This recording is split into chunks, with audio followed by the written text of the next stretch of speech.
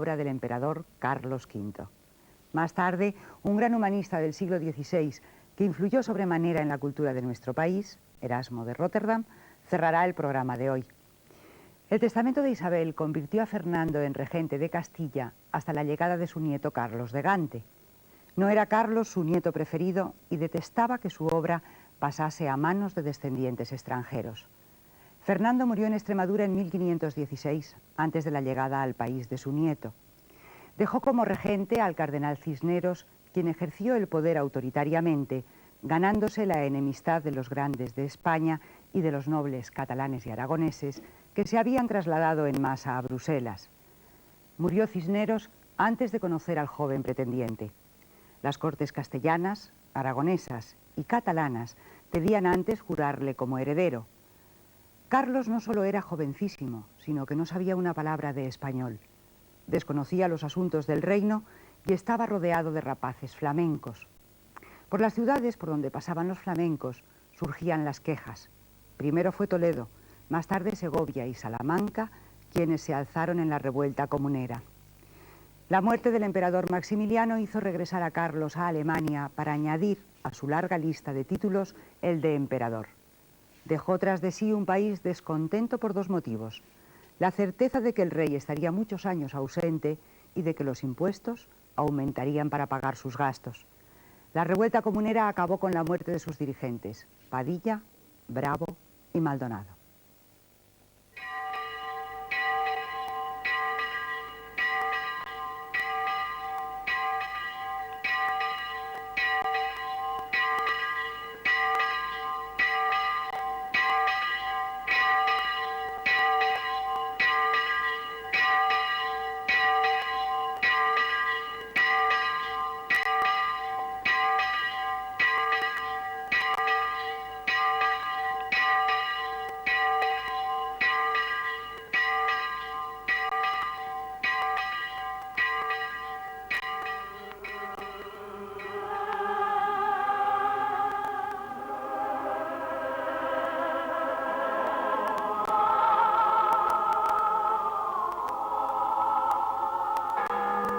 Han muerto Isabel de Castilla y Fernando de Aragón.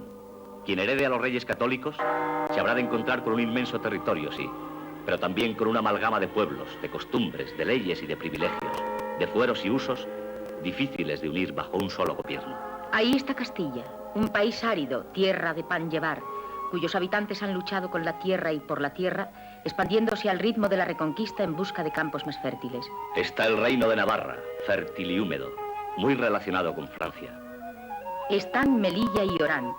Está el reino de Aragón, dividido él mismo por las diferencias internas entre catalanes emprendedores y creadores de la nueva burguesía urbana y comercial y los mismos aragoneses, más apegados a la tierra seca del interior, más señores de la tierra que aventureros capaces de cruzar mares en busca de progreso o supervivencia.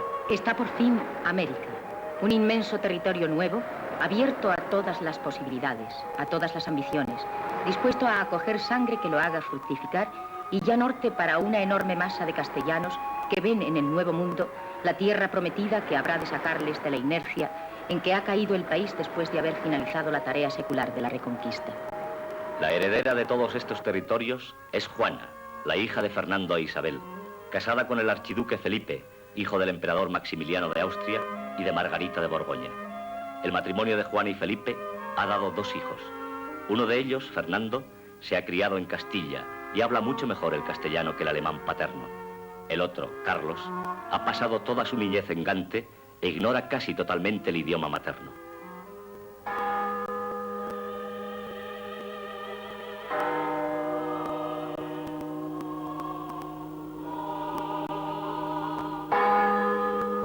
Precisamente en Carlos habrá de recaer la herencia de los reyes católicos cuando, muerto su padre Felipe el Hermoso, la reina Juana dé muestras inequívocas de haber perdido la razón, luego de recorrer los campos de Castilla con el cadáver insepulto de su esposo, desesperada por la muerte de quien en vida no supo corresponder a sus sentimientos.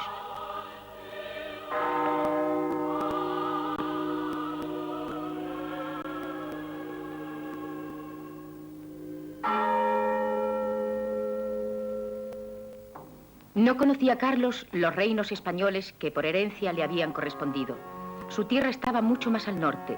Era tierra de alegres campesinos que cuidaban de campos fértiles, tierras húmedas y ricas, pertenecientes a una Europa que no había tenido que defenderse del peligro que suponía para la cristiandad el mundo musulmán, porque otros, más pobres y más broncos, les habían servido de muralla y habían conquistado palmo a palmo y siglo tras siglo el mundo mágico del Oriente implantado en Europa. Carlos estaba acostumbrado a la vida de diversiones de la corte flamenca, bastante distinta de la que le esperaba en las tierras que había heredado de sus abuelos maternos. Para Carlos de Gante, España estaba muy lejana. Apenas sabía que a la muerte del rey Fernando, el cardenal Cisneros se había hecho cargo de la regencia de Castilla. Menos sabía, naturalmente, de la fuerte personalidad de aquel fraile creador de universidades que había contribuido a introducir en España las corrientes humanistas del Renacimiento, y mucho menos de la lucha razonada que había sostenido el cardenal, siguiendo en esto las ideas políticas de su abuelo, el rey Fernando, por mantener la candidatura de Carlos al trono de Castilla, precisamente cuando su hermano Fernando, nacido en Alcalá de Henares y criado enteramente en España, parecía el más idóneo sucesor de la demente reina Juana. Sin embargo, Cisneros sabía que esta falta de sentido era solo aparente y que Carlos, como heredero, afianzaba la idea de integración europea que había guiado toda la política exterior del rey Fernando.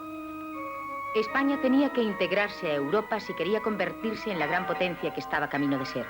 Pero le faltaba aún el sentido europeo en su vida, en la vida de sus ciudades y de sus campos. En torno estaba el campo, dominado solo a medias por los campesinos, puesto que los enormes privilegios que tenían los ganaderos agrupados en torno a la mesta hacía que ningún campesino pudiera sentirse seguro de que los enormes rebaños de ovejas merinas no entrasen a saco en sus plantaciones para devorarlas en su largo camino hacia los pastos.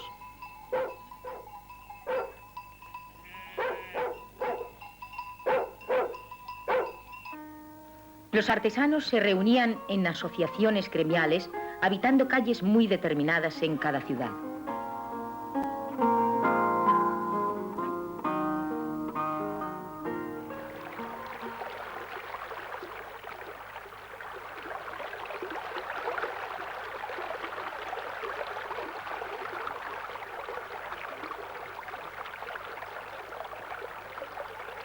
No era extraño en estas circunstancias que cualquier otra industria artesana quedase relegada a un segundo puesto.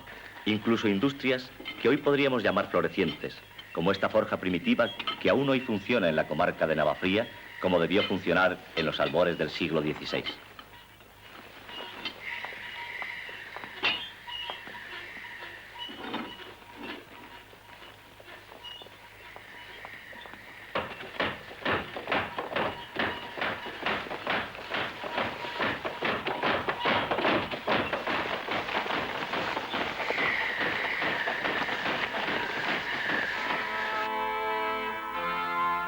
Ante esta situación, la emigración a las nuevas tierras descubiertas en el continente americano era para muchos la única solución posible. Los campos quedaban desiertos. O lo habrían quedado, a no ser por la población musulmana que había permanecido en la península y que, asentada en las regiones cercanas del Reino Valenciano o en los montes granadinos de las Alpujarras, seguían apegados a la tierra sin ser molestados por los señores cristianos, para los cuales trabajaban muchos de ellos. En la actualidad, podemos reconocerlo sin sonrojo.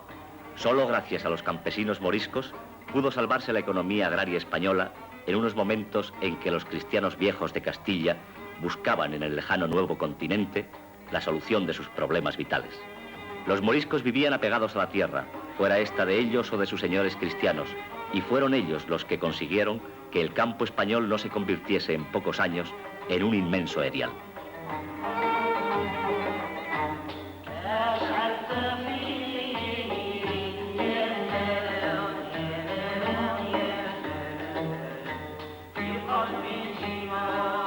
Pero esto lo desconocía aún el heredero de los reinos peninsulares. Carlos de Gante vivía muy lejos, jamás había pisado suelo español y su vida se componía de cacerías cortesanas y de un lento y seguro aprendizaje de la política europea que parecía ya predestinado a regir.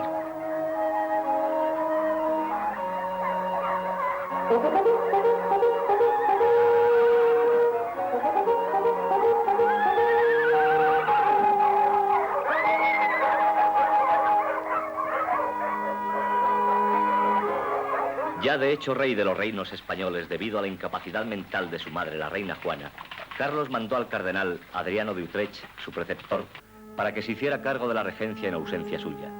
Pero Castilla tenía ya un regente en la persona del cardenal Cisneros y la regencia tuvo que ser compartida.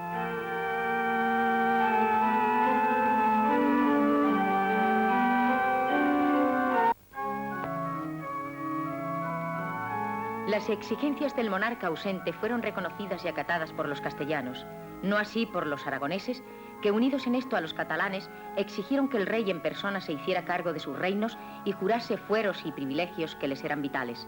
En este sentido, los consellers catalanes fueron sin duda los más firmes defensores de sus propios derechos. Les amparaba el haber sido elegidos por el pueblo y el saberse, precisamente por eso, portavoces de la voluntad nacional.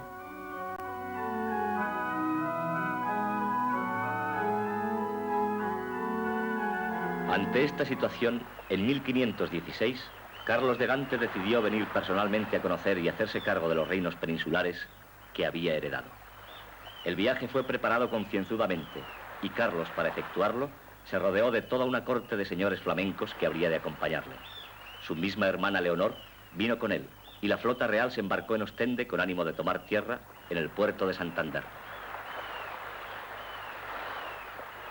Pero los vientos marinos no fueron demasiado favorables a este intento y la flota real fue desviada de su ruta y dio vista a las tierras españolas bastante más a occidente, en un puerto de pescadores asturianos cercano a la ciudad de Villaviciosa. Fue así como Tazones, una aldea marinera perdida casi en la inmensidad costera de la península, se convirtió en el primer punto donde los pies de Carlos de Gantes tocaron suelo español. Tazones fue el primer lugar y sus gentes los primeros súbditos que Carlos conoció de sus desconocidas tierras. Y ciertamente no debió ser aquel un glorioso recibimiento, porque los pescadores de Tazones, ignorantes de la naturaleza de aquella flota que se les venía al puerto, casi salieron en son de guerra, o al menos bastante prevenidos, y dispuestos a enfrentarse con cualquier peligro para que ningún enemigo creyera que, por la muerte del rey Fernando, el país no estaría bien preparado y provisto de defender como solía estar en sus tiempos.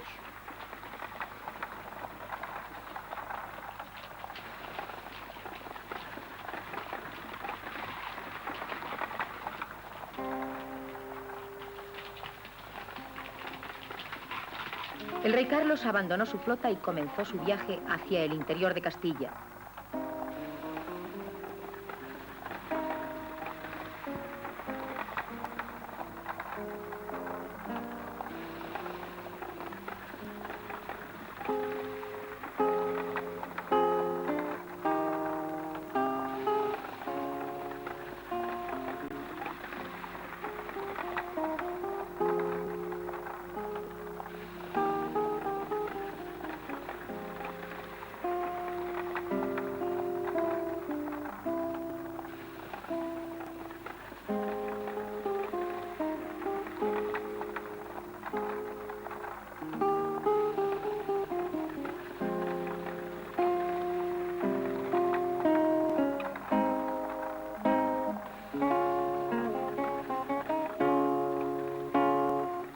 Pasó por Llanes y allí el recibimiento fue mucho más lisonjero.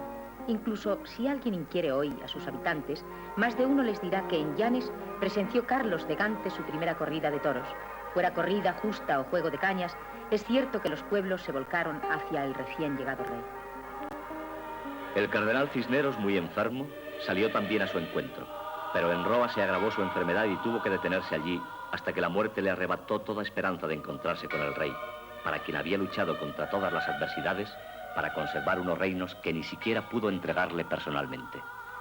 La muerte de Cisneros dejaba abierta la incógnita terrible de si sería posible la comprensión entre unos y otros. Te mandamos en cualquier parte que a nuestro Señor pluguiere de llevarnos de esta presente vida. Se ha traído nuestro cuerpo a la iglesia de San Ildefonso de nuestra villa de Alcalá de Henares. En Aguilar de Campo salió al encuentro del soberano la representación oficial de Castilla.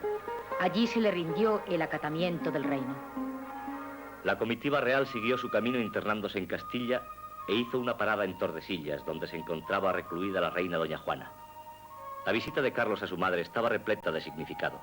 Un significado que iba más allá de lo puramente familiar para adquirir importancia fundamentalmente política. Carlos de Gante reconocía así tácitamente la preponderancia de su ascendencia española, y el rendimiento de pleitesía filial a la reina Juana significaba que él, por ella, era el sucesor español de sus reinos. Cuando llegó a Valladolid, aún antes de jurar ante las Cortes reunidas en la iglesia de San Pablo, Carlos era ya de hecho y de derecho el rey de Castilla.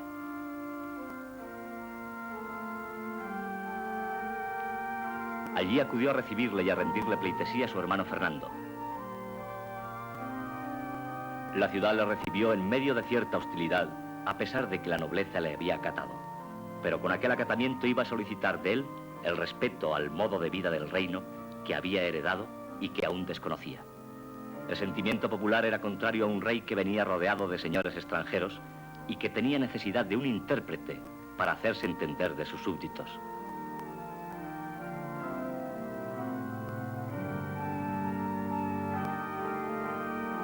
Después de jurar ante las Cortes de Castilla, el rey Carlos se traslada a sus territorios aragoneses.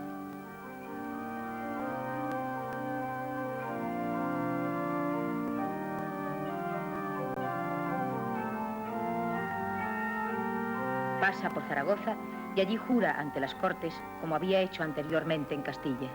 Hecho el juramento en Zaragoza ante las Cortes aragonesas, Carlos marcha a Barcelona, ya investido como rey de Aragón. Pero en Barcelona le aguarda un nuevo juramento que hacer. Tengamos en cuenta que aquella era una época en la que la unidad peninsular era únicamente política, puesto que los reinos tenían un solo soberano en la persona de Carlos. Pero cada uno de aquellos reinos, Castilla, Aragón, Cataluña, Navarra, se gobernaba de un modo autónomo, y su unidad estaba aún muy lejana en lo que se refiere a una comunidad de intereses humanos en un territorio geográficamente unitario. Por ello, cuando el rey Carlos, presente en Barcelona ya algún tiempo, no se había presentado aún ante las Cortes catalanas y sus consellers, cuando la vida del rey requería ya actuar como soberano, sin el previo juramento que le había acreditado, los representantes de las Cortes le advirtieron que no obrase como rey sin haber antes jurado como tal. Carlos reconoció fácilmente las razones de los catalanes, juró ante sus Cortes reunidas en el Palacio del Tinel y concedió a Barcelona privilegios que aún no habían sido concedidos por él a ninguna otra ciudad de sus reinos. Se celebraron justas y torneos, fiestas constantes, y todo hacía pensar que el nuevo rey iba a instalarse definitivamente allí.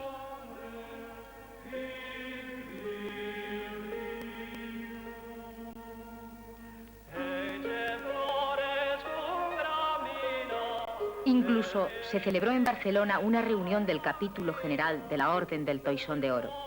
Si se piensa por un momento en este hecho, se llegará a la conclusión de que su significado trascendía lo puramente exterior para implicar a los reinos hispánicos en la integración europea bajo el mando de Carlos. Precisamente en plena reunión del capítulo de la Orden del Toisón de Oro, llegó a Barcelona la noticia de la muerte del emperador Maximiliano y la inmediata reunión de los electores alemanes para designar un sucesor. Entre todos los aspirantes, Carlos de Gante era tal vez solo en principio uno más, pero en él estaba gestada de un modo claro la idea imperial que tal vez tuvo su origen en los conceptos políticos de su abuelo materno, el rey Fernando de Aragón. Se inician así las gestiones para conseguir la investidura imperial, dirigidas hábilmente por Guillermo de Croix y apoyadas en la potencia económica de los banqueros Fugger.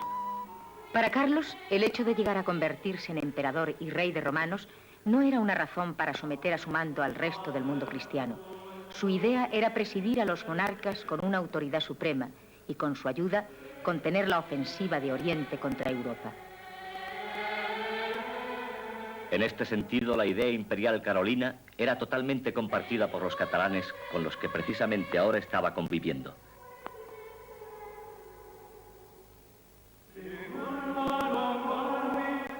Si tenemos en cuenta que los comerciantes catalanes habían hecho del Mediterráneo su mercado principal y casi exclusivo, comprenderemos que cualquier idea que viniese a defender la expansión de su comercio y a impedir que los turcos se lo arrebatasen lentamente, tendría que contar con su entusiasmo.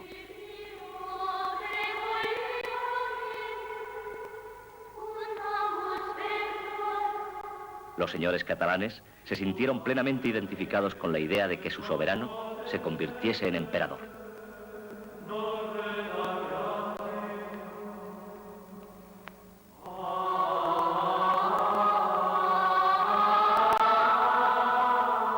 Por fin, y tras la negativa de Federico de Sajonia, los electores designan a Carlos de Gante emperador.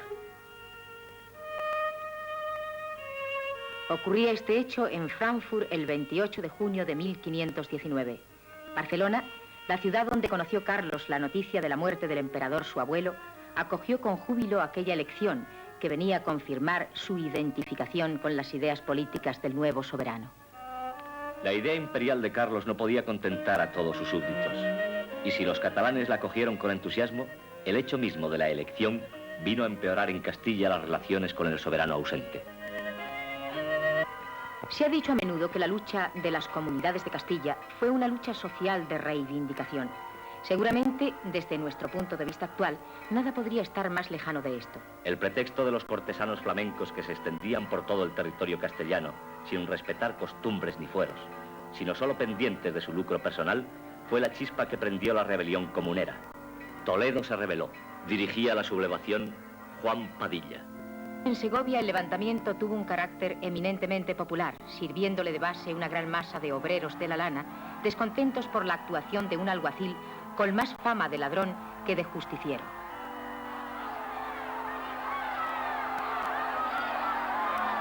Los comuneros segovianos nombraron jefe a un hidalgo llamado Juan Bravo.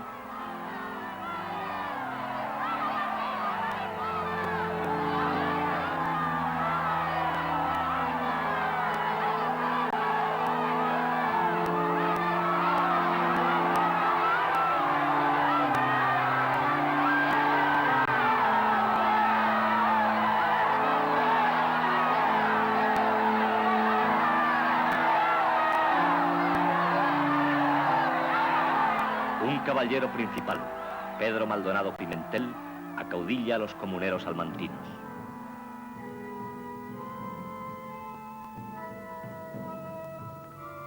El cardenal Adriano, regente en ausencia de don Carlos, decide castigar a los segovianos. Pero las tropas reales fracasan en su intento de tomar la ciudad, que resistía valientemente. Se decide emplear la artillería que había en Medina del Campo. Los medinenses se niegan a entregar las armas, alegando que no pueden ser utilizadas para combatir a sus hermanos. La situación se hace insostenible y las tropas reales desencadenan un furioso ataque contra Medina del Campo, contra la que se arroja alquitrán inflamado, provocando un gran incendio sin que se consiga la rendición de la plaza. Las tropas reales tuvieron que levantar el sitio.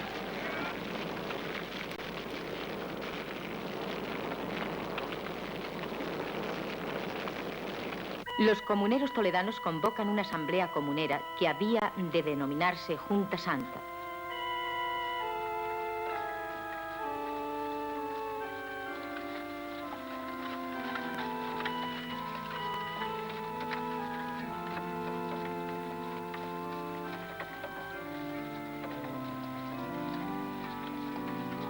La reunión se celebra en Ávila.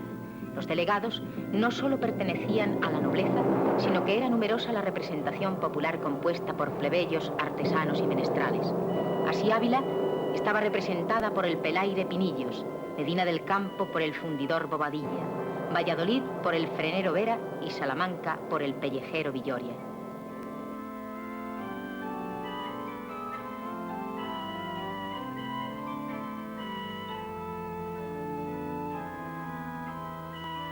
En esta Santa Junta se ha de tratar, lo primero, de la fidelidad al rey, nuestro señor.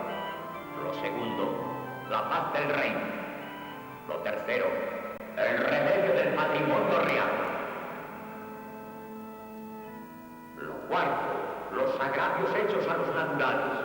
Lo quinto, los desafueros que han hecho los extranjeros. Lo sexto, las tiranías que han inventado algunos de los nuestros. Lo séptimo, las imposiciones y cargas intolerables que han padecido estos reinos. De modo que para destruir estos 7 pecados de España se inventen 7 remedios en esta Santa Junta.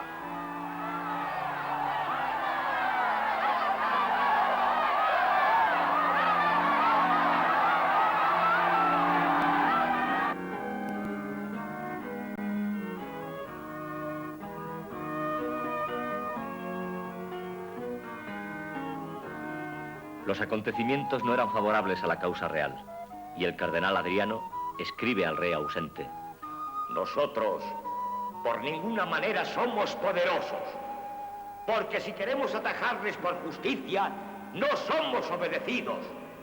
Si queremos por maña y ruego, no somos creídos.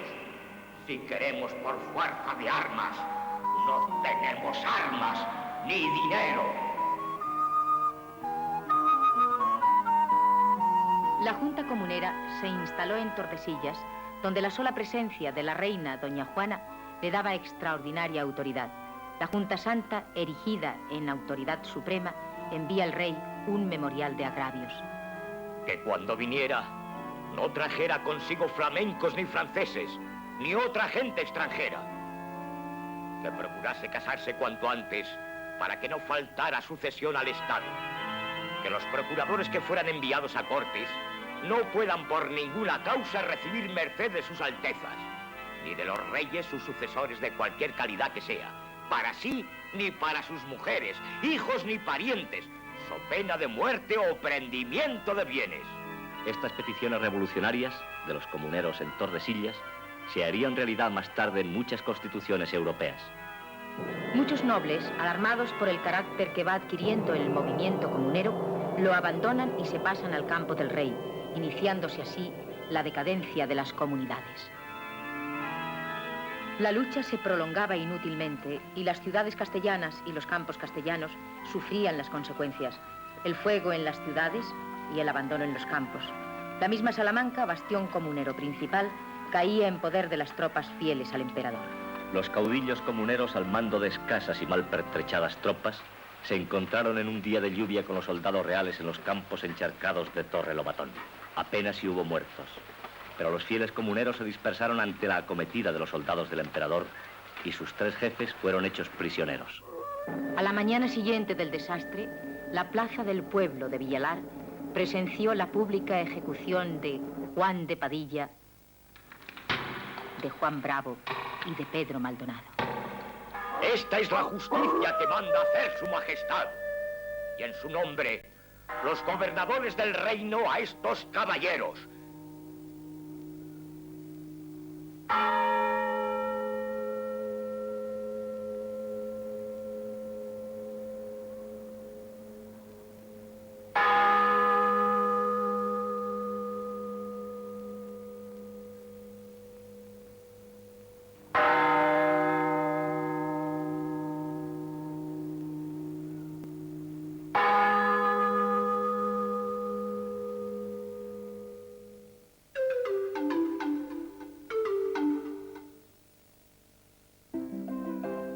Nestlé quiere hacer llegar a todos los hogares un mundo de fantasía.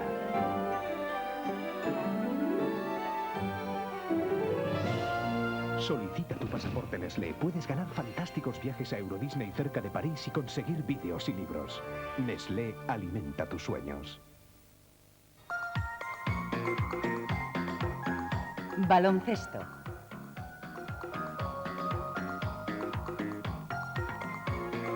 En directo desde el Palacio Municipal de Deportes de Granada, cuartos de final de la Copa del Rey.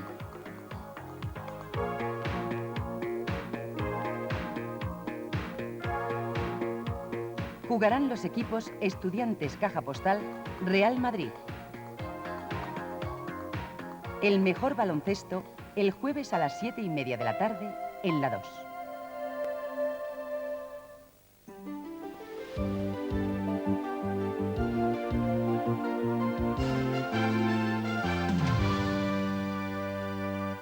Hola, buenos días desde la redacción de La 2. El presidente del Gobierno y los sindicatos acordaron ayer reanudar el diálogo social mediante encuentros periódicos que ayuden a normalizar sus relaciones. Felipe González se comprometió a responder en un plazo de 15 días al documento sindical sobre una negociación global que aborde la crisis industrial. El presidente adelantó, no obstante, que es partidario de una negociación parcial, empresa por empresa o sector por sector. Redondo y Gutiérrez valoraron con cautela este encuentro que ha servido para limar las asperezas mantenidas durante los 2 últimos años. En un próximo encuentro, Felipe González pedirá la opinión sindical sobre el plan de convergencia de España con sus socios comunitarios. El Ministerio del Interior ha alertado a las fuerzas de seguridad y a las Fuerzas Armadas de la probable presencia en Madrid o Valladolid de un comando de la banda terrorista ETA. La alerta se produce después de que los servicios de información de la policía detectaran la salida del País Vasco de un comando legal de ETA con la intención de cometer algún atentado en esas ciudades. También han sido alertadas las fuerzas que vigilan la línea del tren de alta velocidad Madrid-Sevilla tras el robo de ropa de trabajo de Renfe en una caseta de la estación madrileña de Atocha. Se sospecha que miembros de ETA pudieran utilizar esta ropa como disfraz para colocar bombas en las vías férreas. El banco Ibercor presentó anoche suspensión de pagos por carecer de liquidez para afrontar una deuda de 1.800 millones de pesetas que vencía hoy. Esta suspensión deberá ser admitida por el juez, tras lo cual el banco será tutelado por el Fondo de Garantía de Depósitos, que lo gestionará hasta su liquidación o venta a otro grupo. A partir de ahora, los clientes de Ibercor solo podrán disponer de un máximo de 1,5 millones de pesetas, independientemente del volumen de sus cuentas. Esta es la tercera suspensión de pagos presentada por corporaciones bancarias durante los últimos 7 meses. Anoche quedó visto para sentencia el juicio celebrado en Burgos durante 6 meses por las presuntas irregularidades urbanísticas del llamado caso de la construcción. El alcalde burgalés, José María Peña, del PP, y otros 10 procesados fueron acusados de prevaricación, falsedad en documento público, revelación de secretos y amenazas a funcionarios. La acusación particular pide 40 años de cárcel para Peña, mientras que el fiscal solicita su inhabilitación. Para otro de los acusados, el constructor Méndez Pozo, el fiscal pide 12 años de cárcel y la acusación 48 años. A medida que pasan las horas, aumenta el pesimismo sobre la posibilidad de encontrar vivos a los 250 mineros que permanecen atrapados en una mina de carbón de Turquía tras una explosión de Grisú. Los equipos de rescate han evacuado ya 138 cadáveres. Un voraz incendio y las nubes letales de monóxido de carbono en los túneles de la explotación dificultan los trabajos de salvamento y hacen temer por la vida de los mineros que se encuentran todavía bajo los escombros, en las galerías a unos 500 metros de profundidad. Esta madrugada se ha producido un nuevo atentado terrorista en Irlanda del Norte. La explosión de una bomba colocada en una furgoneta ha herido a 5 policías y a 2 mujeres en la ciudad de Lurgan, cercana a Belfast. Ningún grupo ha asumido la autoría del atentado, aunque se cree que es obra del IRA, el ejército republicano irlandés. La explosión ha causado numerosos daños materiales, entre ellos la destrucción de varios comercios. Los policías heridos fueron alcanzados por la onda expansiva cuando estaban acordonando la zona, ya que previamente se había recibido un aviso de bomba. Cecil Jacobson, el ginecólogo estadounidense que inseminó con su propio esperma a las pacientes sin su consentimiento, ha sido declarado culpable de un total de 52 delitos de fraude y perjurio. La sentencia del juez, que puede condenar a Jacobson a 280 años de cárcel, se conocerá en mayo. Se ha probado que el ginecólogo es padre natural de 15 niños. Tras 4 días de deliberaciones, el doctor Jacobson ha sido acusado de un total de 52 cargos por fraude y perjurio derivados de sus prácticas de inseminación artificial. El juicio contra Jacobson había levantado gran expectación en Estados Unidos tras haberse descubierto que utilizó su propio esperma para inseminar a una gran mayoría de sus pacientes sin que éstas lo supieran. De todas formas, y según el jurado, tan solo 4 de los 52 cargos que pesan sobre él están relacionados con este extremo. Los otros se remontan 12 años atrás, cuando dirigía su centro de reproducción genética. Según investigaciones basadas en denuncias, el doctor Jacobson hacía creer a muchas de sus clientas que estaban embarazadas, lo que le significaba visitas y controles periódicos hasta un punto en que, por razones diversas, se malograban los supuestos embarazos. Terminamos ya. Alrededor de las 11:30 volveremos a estar con ustedes para contarles, como siempre, las últimas noticias del día. Gracias por acompañarnos y hasta luego.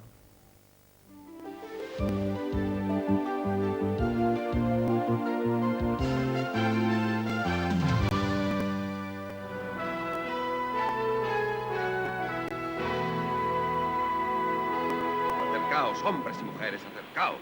Quedáis invitados a bordo para presenciar el último viaje del pirata rojo hace mucho tiempo en el lejano mar Caribe.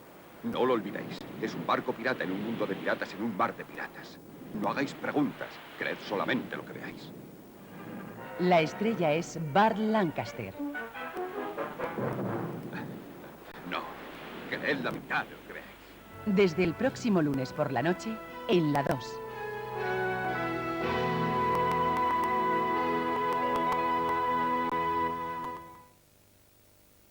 Los consejeros de Carlos, preocupados por los problemas planteados por Lutero, hicieron concesiones.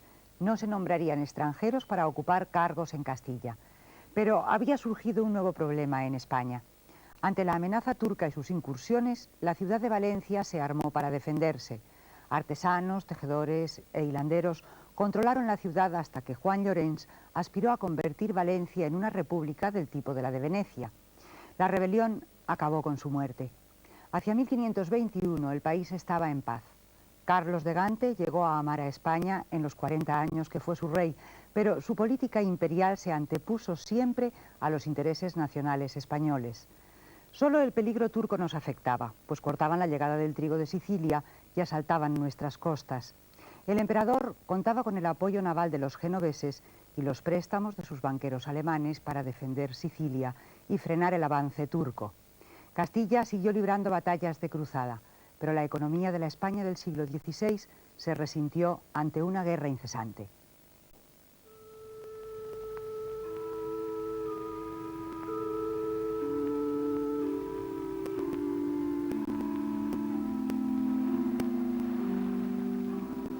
Casi al mismo tiempo que tenía lugar en Castilla el conflicto de las comunidades, la comarca valenciana se veía afectada por una situación igualmente grave, semejante por sus resultados sangrientos, pero bien diversa en sus orígenes y en sus fines.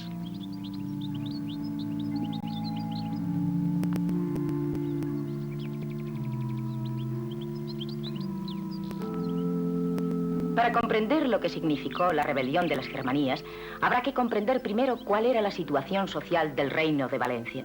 Porque, al contrario de lo que sucedió en las comunidades, el conflicto de las Germanías tuvo un fondo eminentemente social. Desde los tiempos de la conquista, el Reino de Valencia había quedado dividido en dos zonas claramente diferenciadas. El litoral había sido ocupado en su mayoría por burgueses catalanes y pequeños campesinos propietarios de las tierras, que eran cultivadas en régimen familiar. Por el contrario, las tierras secanas del interior fueron a parar a manos de grandes señores aragoneses que, faltos de mano de obra cristiana para el cultivo de sus posesiones, recurrieron al campesinado morisco, que continuó así establecido en el interior de la comarca. A lo largo de siglos, había permanecido inmutable esta situación y nada había sucedido que pudiera originar la injerencia de una zona en el dominio de la otra. Pero precisamente, en estos instantes del siglo XVI, cuando los señores aragoneses del interior vieron en la prosperidad de la ciudad de Valencia un motivo para intervenir en su política comercial, surgió el conflicto.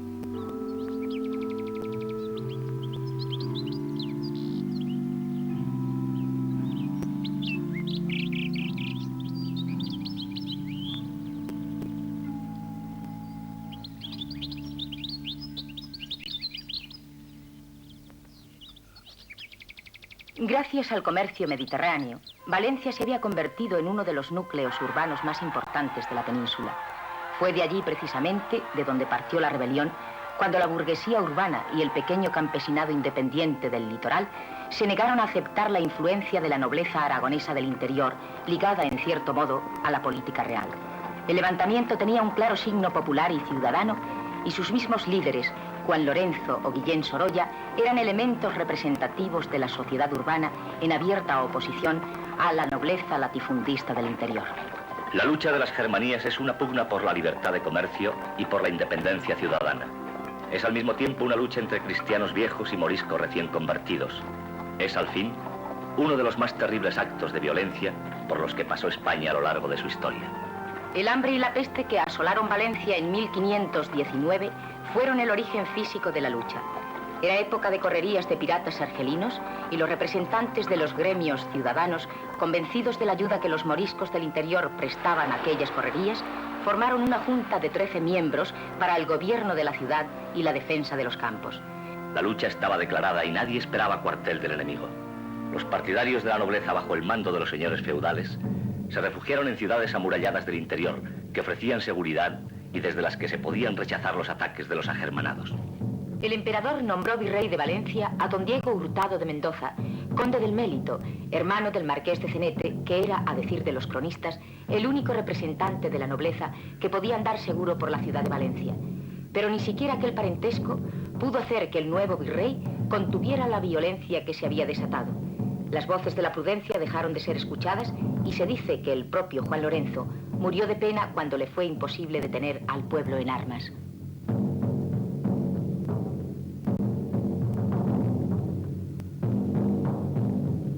Durante 2 años la contienda de las Germanías asoló campos y ciudades del Reino de Valencia. Hicieron su aparición los antiguos honderos y la falta de control en la revolución y la ausencia de autoridad hicieron que las tropas reales intervinieran activamente y avanzasen desde el norte hasta el sur sobre los sublevados.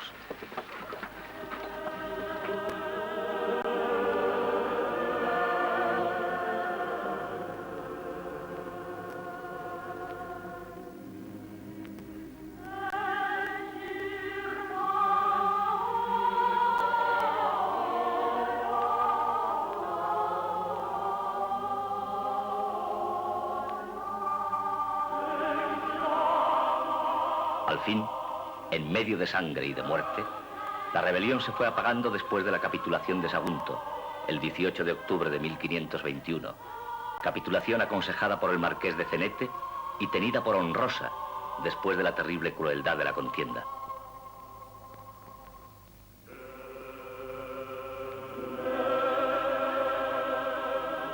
Otra secuela de la Germanía valenciana había aparecido más allá del mar, en Mallorca. El pueblo arremetió contra los nobles en los campos y contra el clero y la burguesía en las ciudades.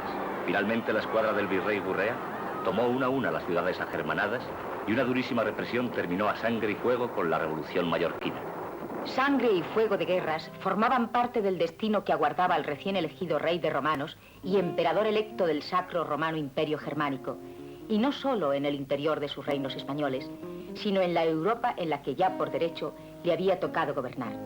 En la Francia de Francisco I habían de surgir el país y el soberano contra quien habría de volcar el César Carlos la fuerza de su poder europeo. Francisco I era joven, como Carlos, y dueño reciente de una nación poderosa. Ahora se encontraba rodeado por territorios que formaban parte del patrimonio de su poderoso rival. Pero el rey francés quiso aprovechar la situación de inestabilidad interna, y más por puro afán de defensa probablemente, que por deseo de propio engrandecimiento, creyó llegado el momento de intentar implantar en el reino de Navarra a un presunto aliado, Enrique de Albret. Los ejércitos franceses penetraron en España por Roncesvalles y, arrollando todos los conatos de defensa, pusieron sitio a la ciudad de Pamplona, fuertemente defendida por las tropas del César Carlos.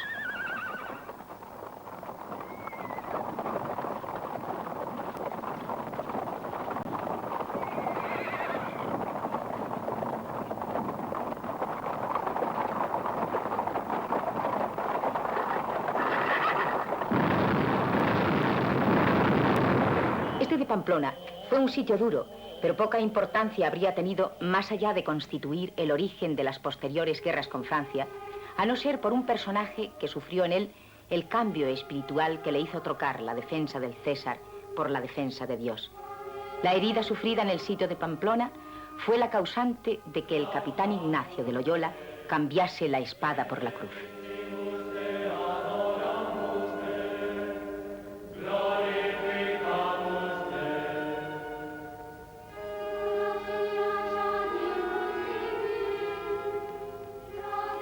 El ducado de Milán efectuaba el enlace entre los territorios austriacos e italianos de los Habsburgo, y fue precisamente allí donde Carlos lanzó su ataque de represalia contra Francia.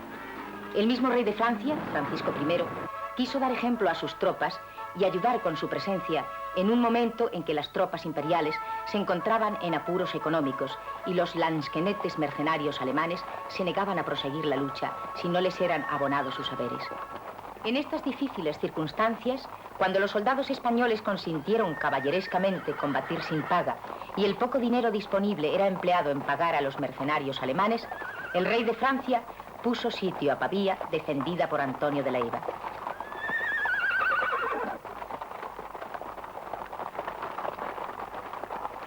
El 24 de febrero de 1525, la fortuna se vuelve de parte del emperador. En Pavía, el ejército francés es totalmente derrotado y el mismo rey Francisco cae prisionero de 2 soldados españoles, el guipuzcoano Juan Alonso Pita y el gaditano Diego Dávila.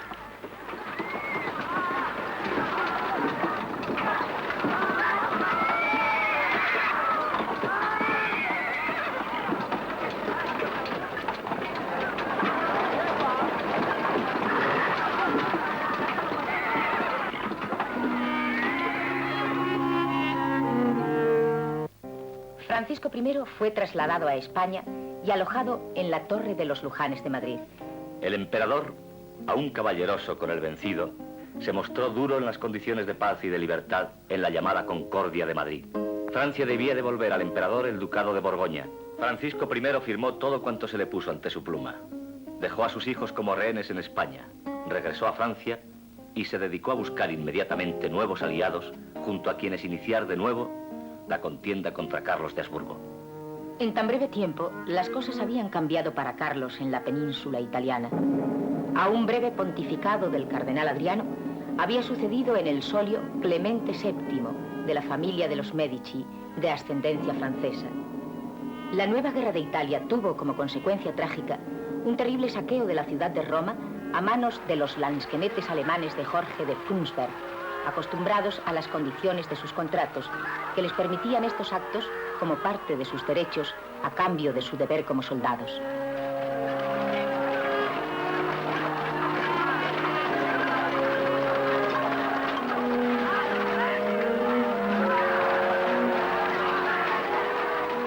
Se firman tratados de paz y se dispone la solemne coronación de Carlos como emperador del Sacro Romano Imperio Germánico. La ceremonia se celebró en la iglesia de San Petronio de Bolonia el día 22 de febrero de 1530. La pintura de Juan de la Corte, que se conserva en el Palacio Museo de Santa Cruz de Toledo, nos muestra una breve visión del acontecimiento en el que España estuvo presente a través de sus más preclaros varones. Después de la ceremonia, hubo una procesión a la que asistieron el Papa y el Emperador, y que a tenor de las crónicas, fue el más fastuoso desfile que jamás viera Europa de cardenales, príncipes y grandes señores en asamblea imperial. La coronación imperial significa, más ahora que nunca, que la atención de Carlos no puede centrarse únicamente en sus posesiones españolas.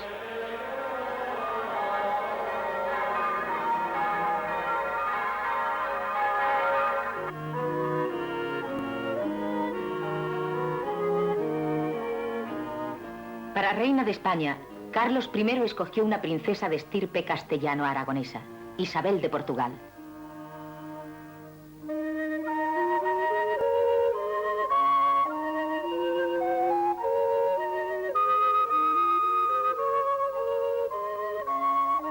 El 3 de marzo de 1526, Sevilla recibió alborozada a la joven prometida.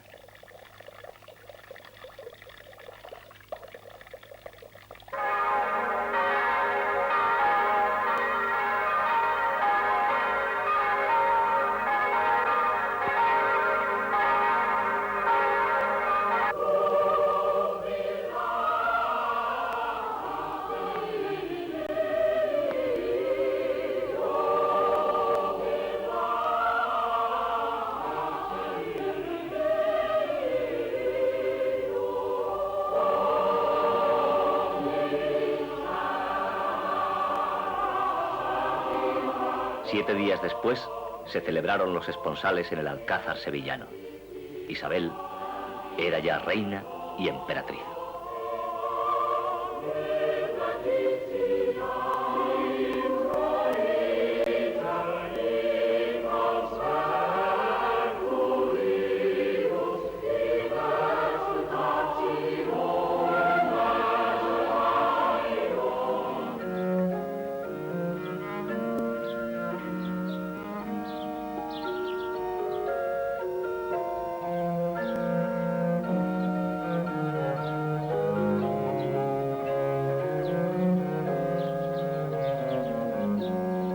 Para ella, mandó don Carlos construir un palacio junto a la Alhambra.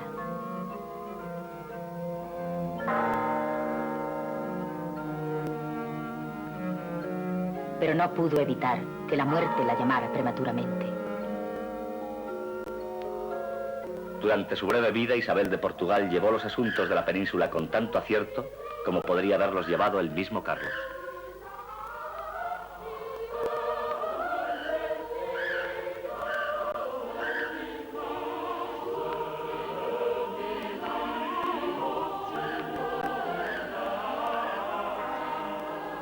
Pero Isabel de Portugal murió joven y el emperador encargó al duque de Gandía, Francisco de Borja, que llevase su cuerpo a enterrar a la Capilla Real de Granada.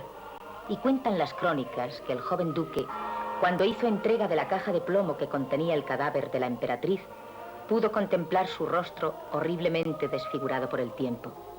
Y ante aquel espectáculo, el que sería más tarde una de las figuras señeras de la Compañía de Jesús, se prometió solemnemente no servir más a señores que pudieran convertirse en gusanos.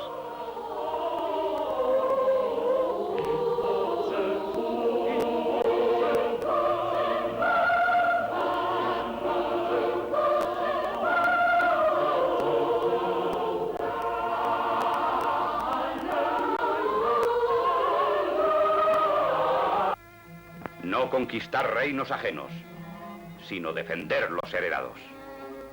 Estas palabras del César Carlos ante las Cortes de Madrid en 1528 son una muestra de su política imperial que se completaría con esta otra profesión de fe imperial.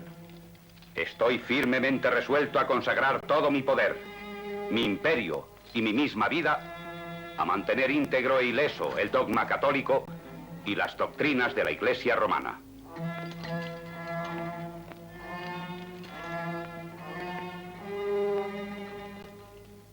Combatir el poder turco que se cernía sobre Europa en guerra de cruzada era uno de los fines que se había propuesto el imperio.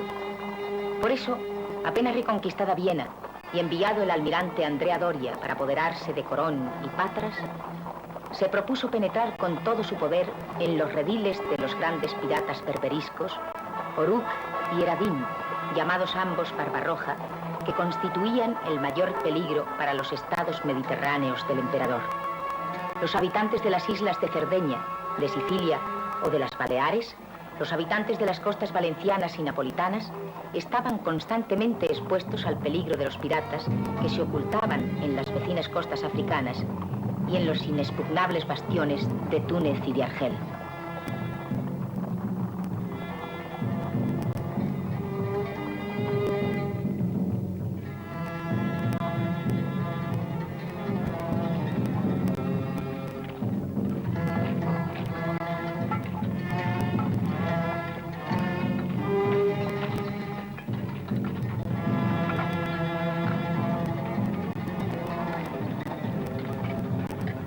Los musulmanes españoles que los agermanados de Valencia habían bautizado a la fuerza, habían abandonado ya las prácticas obligadas que les habían sido impuestas y eran, en cierto modo, los mejores aliados de las racias berberiscas. Barbarroja se apoderaba de Túnez en 1534. El bey vencido de aquella ciudad, Muley Hassan, era vasallo de la corona de Castilla. Esta fue la chispa que movió al emperador a emprender la guerra africana que estaba ansiando comenzar. La empresa fue fundamentalmente española, aunque las naves italianas y portuguesas jugaron constantemente papel de protagonistas.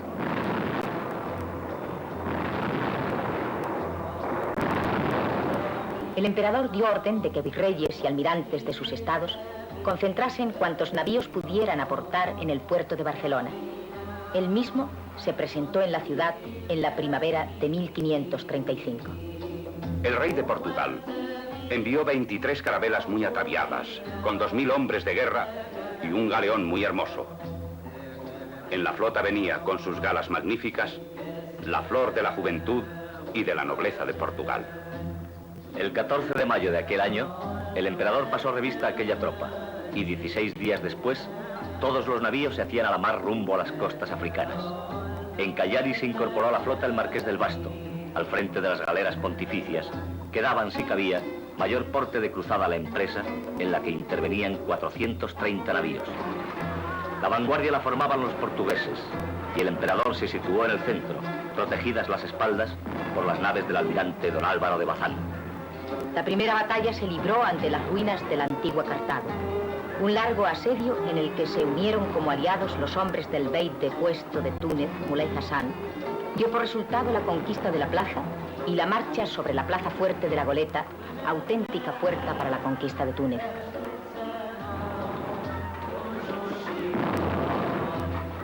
Un canal defendía la posición y en él encontraron las tropas imperiales 42 galeras y más de 80 pequeños barcos.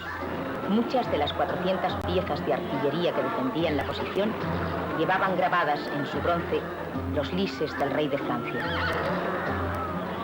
Las puertas de Túnez estaban a 5 millas de la costa. Una horda de soldados indisciplinados de Barbarroja fue vencida ante las murallas de la ciudad, y una sublevación de los numerosos cautivos cristianos decidió a Barbarroja abandonarla. Túnez, apenas tomada, fue entregada al saqueo de los atacantes.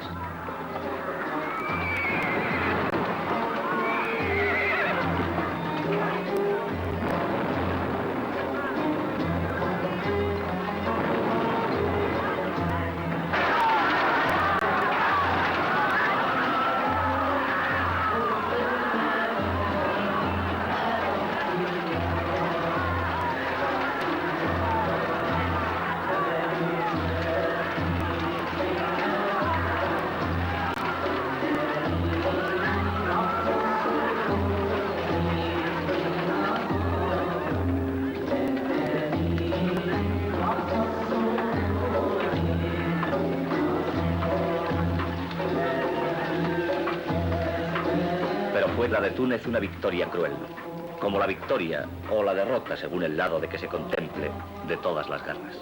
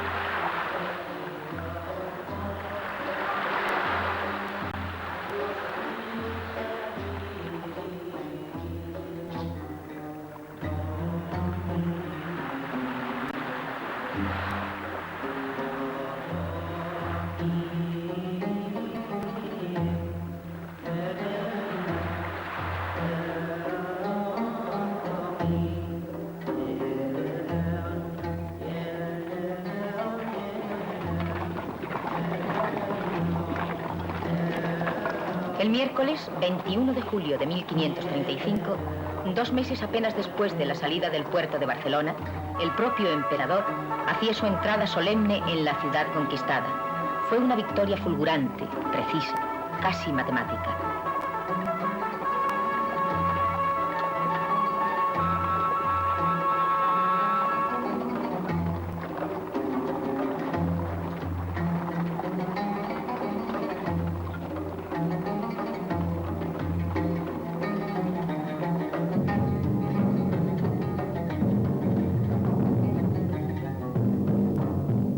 La enorme mortandad de esa breve campaña superó con creces la de muchas otras guerras más largas.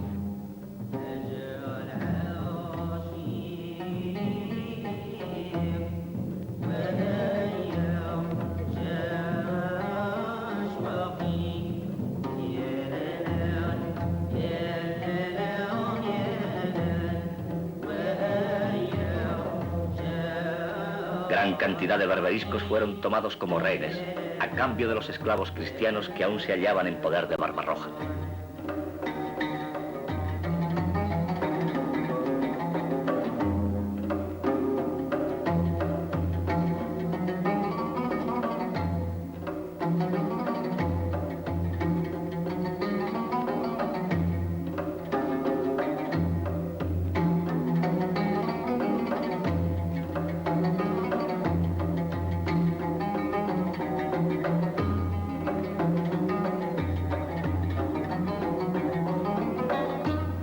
A pesar de todo, aquel fue el gran momento del emperador, el momento en que pudo tener la seguridad de ser el defensor glorioso de la cristiandad.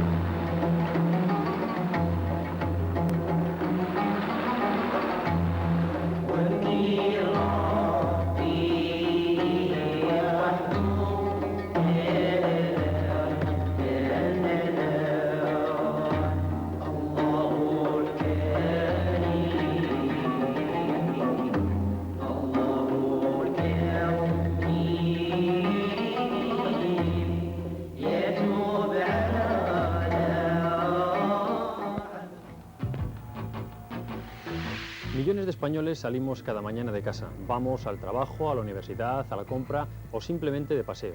Al caer la tarde, muchos no vuelven. Son los desaparecidos. De ellos queremos ocuparnos y vamos a intentar con su ayuda localizarles. Es nuestra propuesta para la noche de los jueves. ¿Quién sabe dónde? En la 2. Rey de romanos, emperador del mundo, defensor de la cristiandad. Ese fue el papel que jugó el emperador Carlos V. Fue el último de nuestros reyes que condujo sus tropas y un improvisador gobernante. La guerra y la burocracia fueron sus constantes. El emperador derrochaba el dinero y pedía nuevos recursos a Castilla. Su esposa Isabel y su hijo Felipe eran conscientes de las deudas y le instaban a regresar a España, pero el emperador aún tenía que vencer a los protestantes alemanes, apoyados por sus nobles. A pesar de la victoria de Milberg, Alemania no se sometió, mientras nuestras finanzas, que habían soportado la política imperial, iban hacia la bancarrota. Pretendió dejar a su hijo una herencia incomparable, pero con ella le dejó, al abdicar en 1556, una pavorosa situación financiera.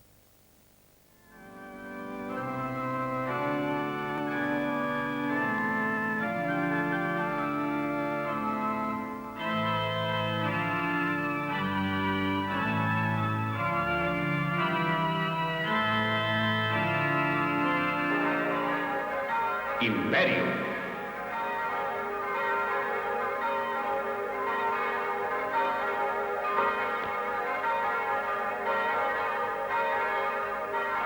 Imperio.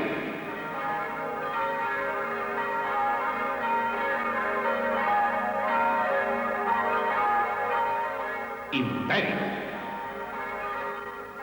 Él solo en la tierra es rey de reyes. Ahora vino el imperio a buscar al emperador a España, y nuestro rey de España es hecho por la gracia de Dios, rey de romanos y emperador del mundo. Su empresa está contra los infieles, enemigos de nuestra santa fe católica, en la cual entiende, con la ayuda de Dios, emplear su real persona. Este reino es el fundamento, el amparo y la fuerza de todos otros. Desde un punto de vista estrictamente político, el imperio, y con él su representante, el emperador, estaba en cierto modo mediatizado por el papado. No hay que olvidar que Carlos era solo rey de romanos hasta el momento de su unción por el pontífice. El hecho de haber sido elegido por los príncipes alemanes era pues un paso hacia el imperio, pero no significaba ya ser emperador. Esta mediatización, unida a la idea imperial de Carlos de unidad religiosa, que podía interpretarse como una dependencia más de Roma y del pontífice, favorecía cualquier idea que significase para los príncipes germánicos liberarse de lo que consideraban yugo político y espiritual del pontificado. La idea de independizarse de la influencia de Roma estaba ya madura en el ambiente feudal de los súbditos germánicos del imperio. Hacía falta solamente algo o alguien que aglutinase aquellas inquietudes y les diera forma. Pero era obvio también pensar que aquel emperador que había declarado su ideal de consagrar su poder y hasta su vida a mantener íntegro e ileso el dogma católico y las doctrinas de la Iglesia, se opondría con todas sus fuerzas a cualquier intento de desintegración. En estas circunstancias surgió la doctrina de Martín Lutero en el punto en que se rebeló públicamente contra la bula de León X desde su cátedra de la Universidad de Wittenberg. Su idea de una profunda y radical reforma de la Iglesia, secundada rápidamente por otros intelectuales alemanes, como Melanchthon, comenzó a expandirse rápidamente hasta tomar carta de naturaleza en la Dieta de Worms, en el año 1520. La rebelión de Martín Lutero contra dogmas y normas de la Iglesia romana no responde únicamente a un acto personal. Si así hubiera sido, le habría sido muy difícil haber encontrado seguidores suficientes para provocar el cisma. Mientras, en el norte de Alemania, se producen sangrientos disturbios. Se arrasan iglesias. Se destrozan imágenes.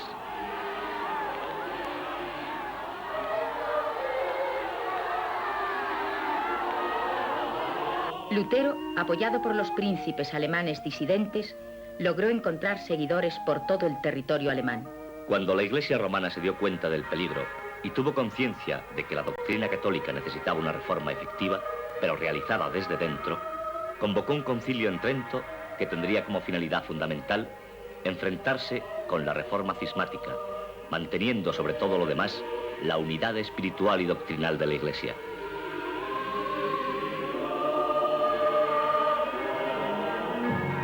La intransigencia de los príncipes protestantes, unidos por la Liga de Esmacalda, condujo inevitablemente a la guerra. El ejército imperial, tras victoriosa campaña, consiguió su victoria más decisiva en Milberg, a orillas del Elba.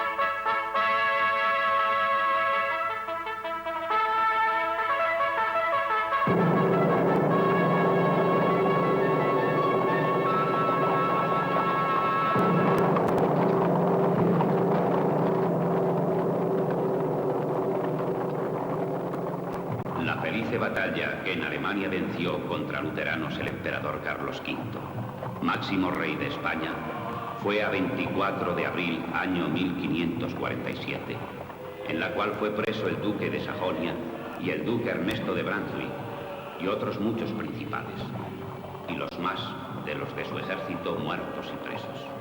En la guerra, los pueblos españoles intervinieron de forma abierta contra los reformistas alemanes en asuntos que eran totalmente ajenos a su desarrollo interior, pero se daba el caso de que esos pueblos, con todas sus diferencias, eran fieles al emperador y a su empresa, y esa empresa coincidía en sus ideales de unidad religiosa con la idea católica española. Castellanos, navarros, catalanes y aragoneses estuvieron en la guerra junto al emperador, y con él vencieron a los príncipes alemanes, que tuvieron que aceptar la paz de Habsburgo. Para el César Carlos, la unidad era más importante que la venganza. Las condiciones fueron menos duras de lo que habría cabido esperar, y esa relativa blandura hizo que la Iglesia romana se sintiera, en cierto modo, disminuida. El protestantismo no había sido cortado de raíz, antes bien seguía desarrollándose y contaba cada día con más partidarios.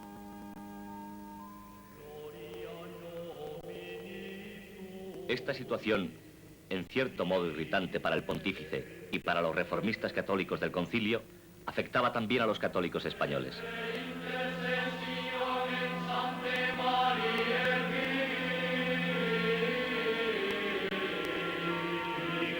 La Iglesia era en España una fuerza de enorme importancia política y religiosa. Para la Iglesia española, la idea de la lucha contra la reforma protestante se convertía en un fin directo.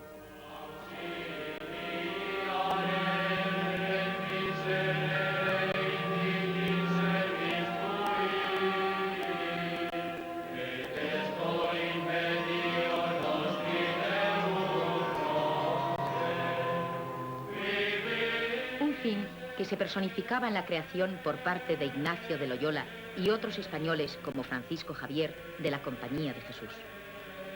Un fin que se manifestaba en el mismo tribunal del Santo Oficio, que ya no juzgaba y condenaba a herejes judaizantes y moriscos, sino que ampliaba sus límites de acusación y condena a los protestantes.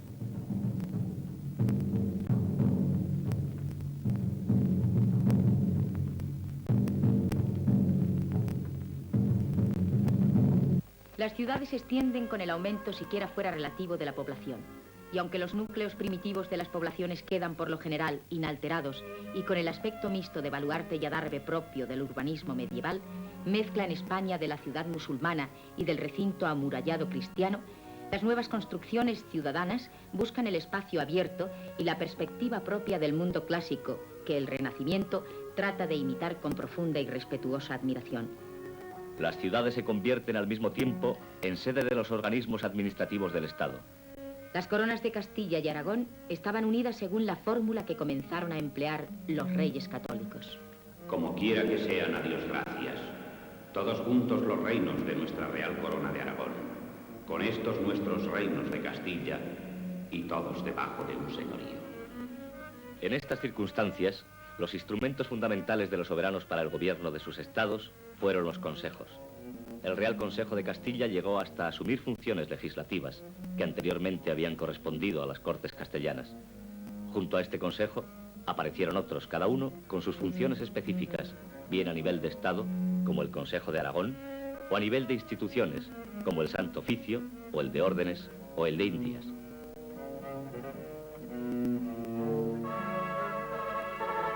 El ejército evolucionó en el mismo sentido en que había progresado bajo el mando militar de Gonzalo de Córdoba.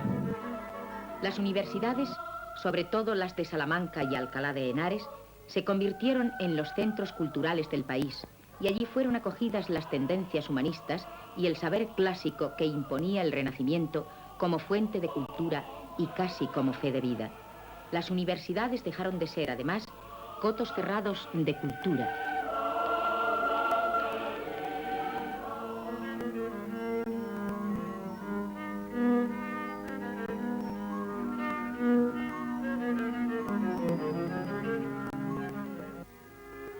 Frente a la mentalidad irracionalista que presidió el mundo medieval, la obra del humanismo español alcanzó a lo largo del reinado del emperador Carlos una expansión que podríamos calificar sin engaño de europea.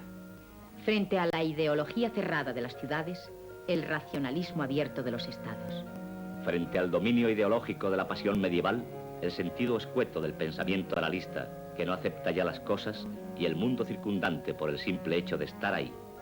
Surgen personalidades poderosas como el holandés Erasmo de Rotterdam y el español Miguel Servet, investigador del cuerpo y del alma del hombre, enemigo de Calvino, murió por orden de este en la hoguera.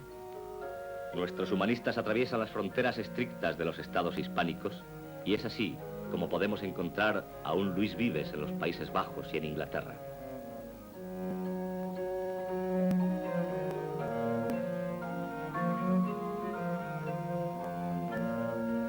El Renacimiento es un gozoso redescubrimiento del mundo antiguo, a la vez que un mimetismo de las formas clásicas que parece presidir todas las manifestaciones estéticas de la época.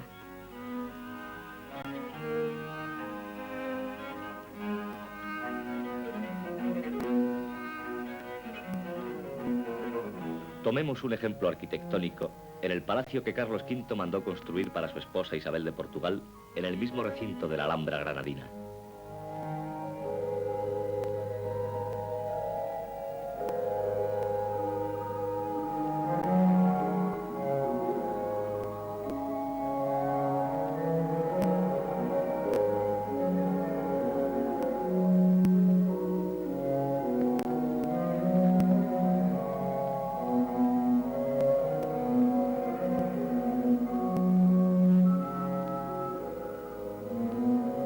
Aunque hoy nos choque comprobar su existencia junto a los muros de los palacios nazaritas, tendríamos que abstraernos y abstraer con nosotros la pureza de sus formas clásicas, la correcta distribución de masas, de espacios y de volúmenes, para darnos una idea de la pureza de unas formas respetadas y casi veneradas, cuyo goce estético viene de la simetría, de la serenidad de su concepción, de la razón que ha presidido cada instante y cada palmo de su totalidad.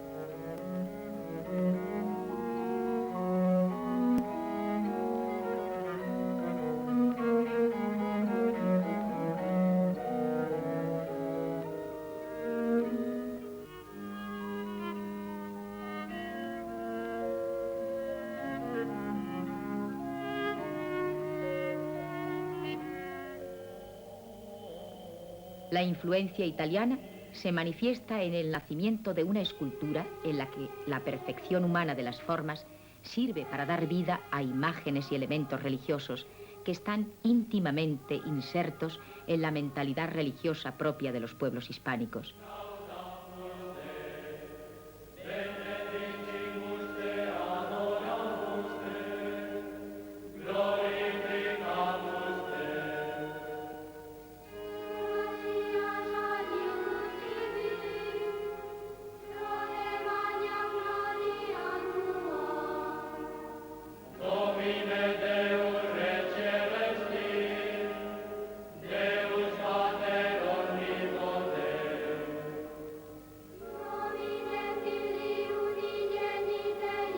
La pintura va evolucionando lentamente desde la tradición medieval.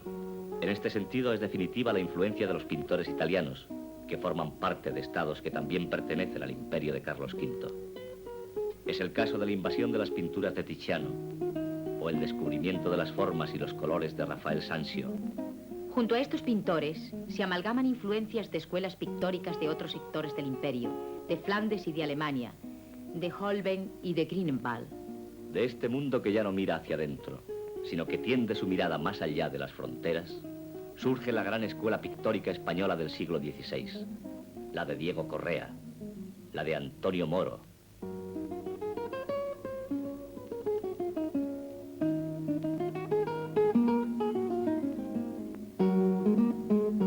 la de Sánchez Coello.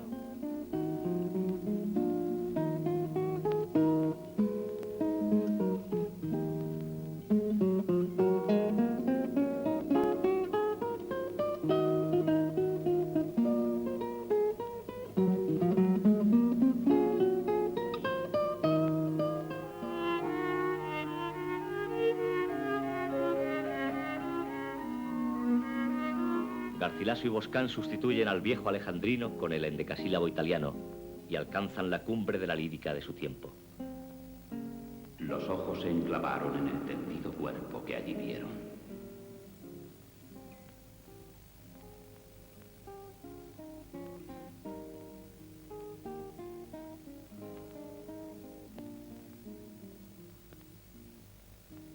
Amor es voluntad dulce y sabrosa, que todo corazón duro enternece.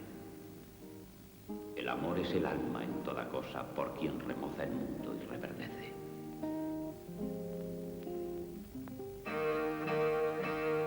Surge con El Lazarillo de Tormes la novela picaresca, género genuinamente español basado en una acertada sátira social. En este tiempo vino a posar al mesón un ciego, el cual me pidió a mi madre, y ella me encomendó a él.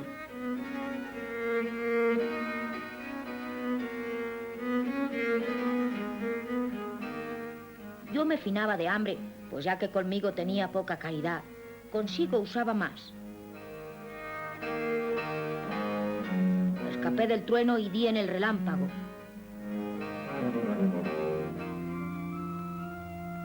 El emperador se siente viejo.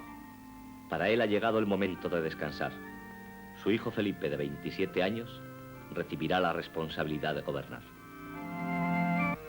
El monasterio de Yuste está enclavado en el lugar más apartado y solitario de la provincia de Cáceres. Ese fue el lugar elegido por el César Carlos para retirarse, en 1556, de su intensa y fecunda vida de gobernante. 9 veces fui a Alemania la Alta. 6 he pasado en España. 7 en Italia. 10 he venido a Flandes. 4 en tiempos de paz y de guerra he entrado en Francia. 2 en Inglaterra. Otros 2 fui contra África, las cuales todas son 40, sin otros caminos de menos cuenta que por visitar mis tierras tengo hechos. Y para esto he navegado 8 veces en el mar Mediterráneo y 3 en el océano de España. Y ahora será la 4ª que volveré a pasarlo para sepultarme.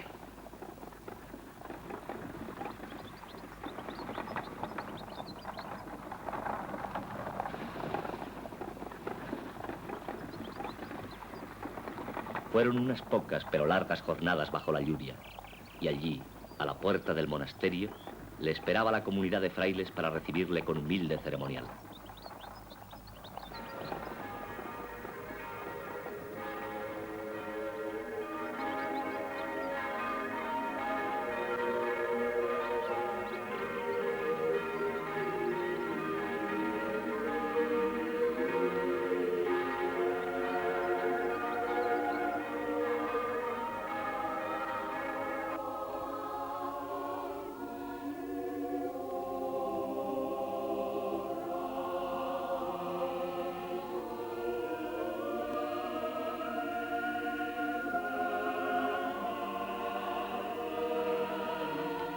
Humildad. Esa fue precisamente la característica de su retiro extremeño. El emperador no quería ya fastos ni vida cortesana. Quería una sola cosa, soledad, para el encuentro final consigo mismo.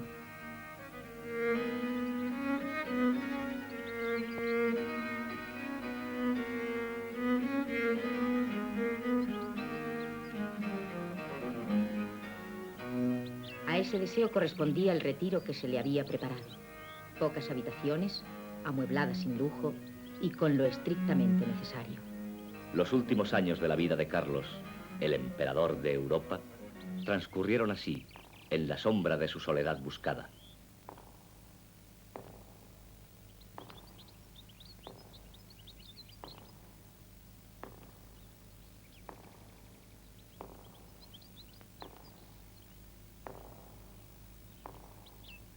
Los días cálidos los dedicaba al paseo.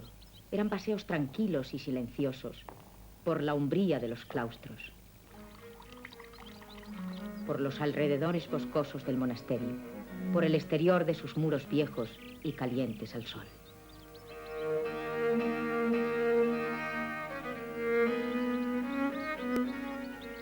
Sería aquella la meditación de una larga e intensa vida.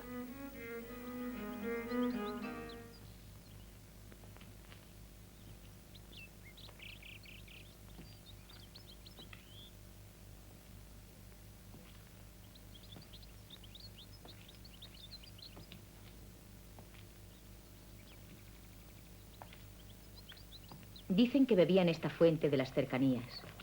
No sería extraño. Su frescor aún invita a saciar la sed.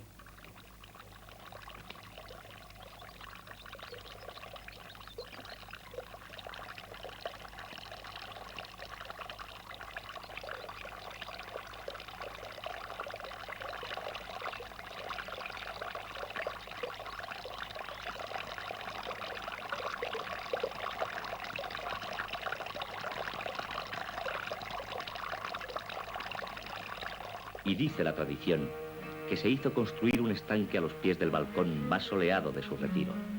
Los inviernos los pasaba en sus habitaciones pequeñas, caldeadas por el sol de mediodía. Probablemente dedicaría largas horas a la lectura. Tal vez en este sillón, que le permitiría tener en alto su pierna enferma por la gota. Aquí tuvo la premonición de su cercana muerte, una muerte que se acercaba serena, para llevárselo precisamente cuando la estaba esperando. Es un mal terrible e inhumano, el que se ha apoderado de su majestad, tomándole todo el cuerpo, sin dejarle por dañar parte alguna, desde la cabeza a la planta del pie. Encógensele los nervios con dolores intolerables, pasa a los poros el mal humor, penetra en los huesos hasta calar los tuétanos o meollos, convierte las coyunturas en piedra. La carne se vuelve tierra. Tiene el cuerpo de todas maneras debilitado, sin fuerza ni caudal.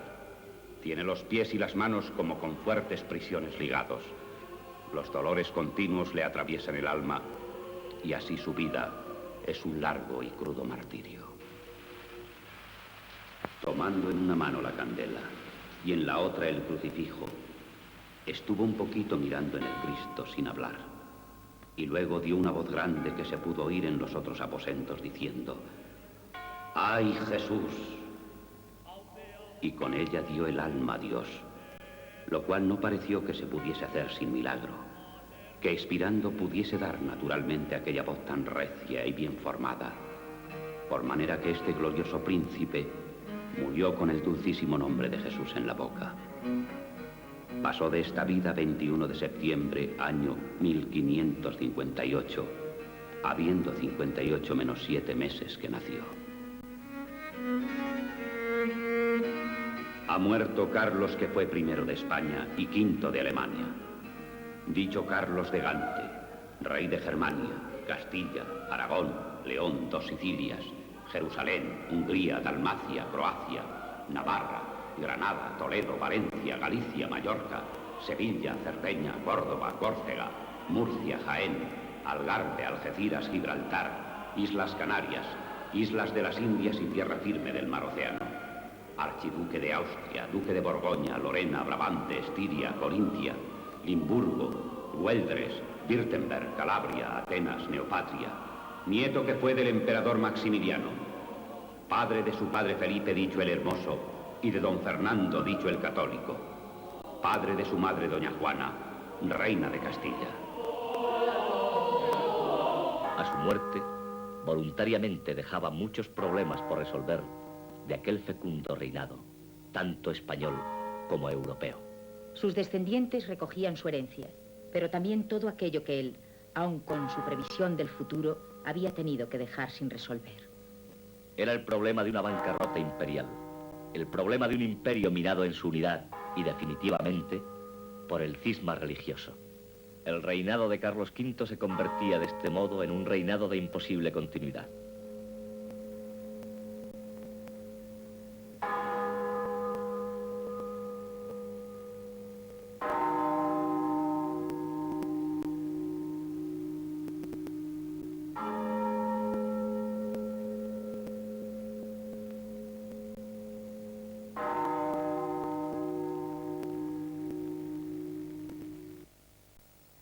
El peligro más fuerte que en 1524 vio la Inquisición española en la obra de Erasmo fue su idea básica de la unión personal con Dios, lograda a través del recogimiento.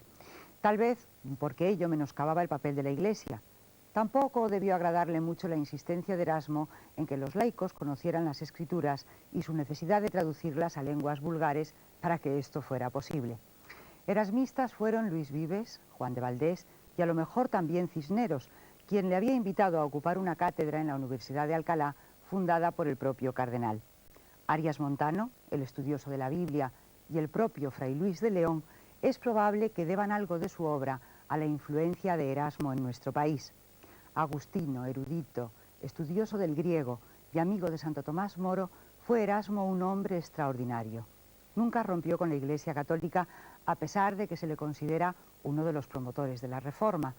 Sin embargo, fue uno de los más acerbos críticos de la estrechez mental del clero católico. Arremetió también, aunque no tan resueltamente, contra Lutero. Aborreció el fanatismo y fue uno de los mayores humanistas del siglo XVI europeo.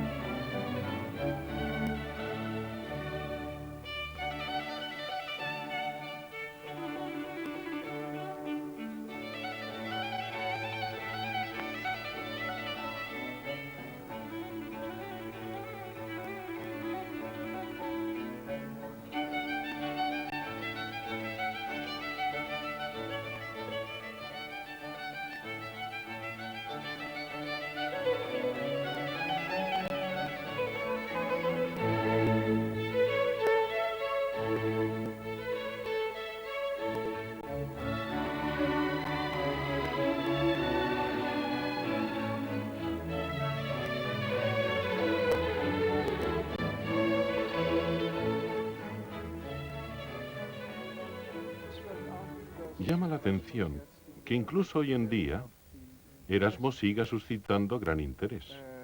Esto se aprecia, por ejemplo, en la aparición de diversas publicaciones sobre Erasmo.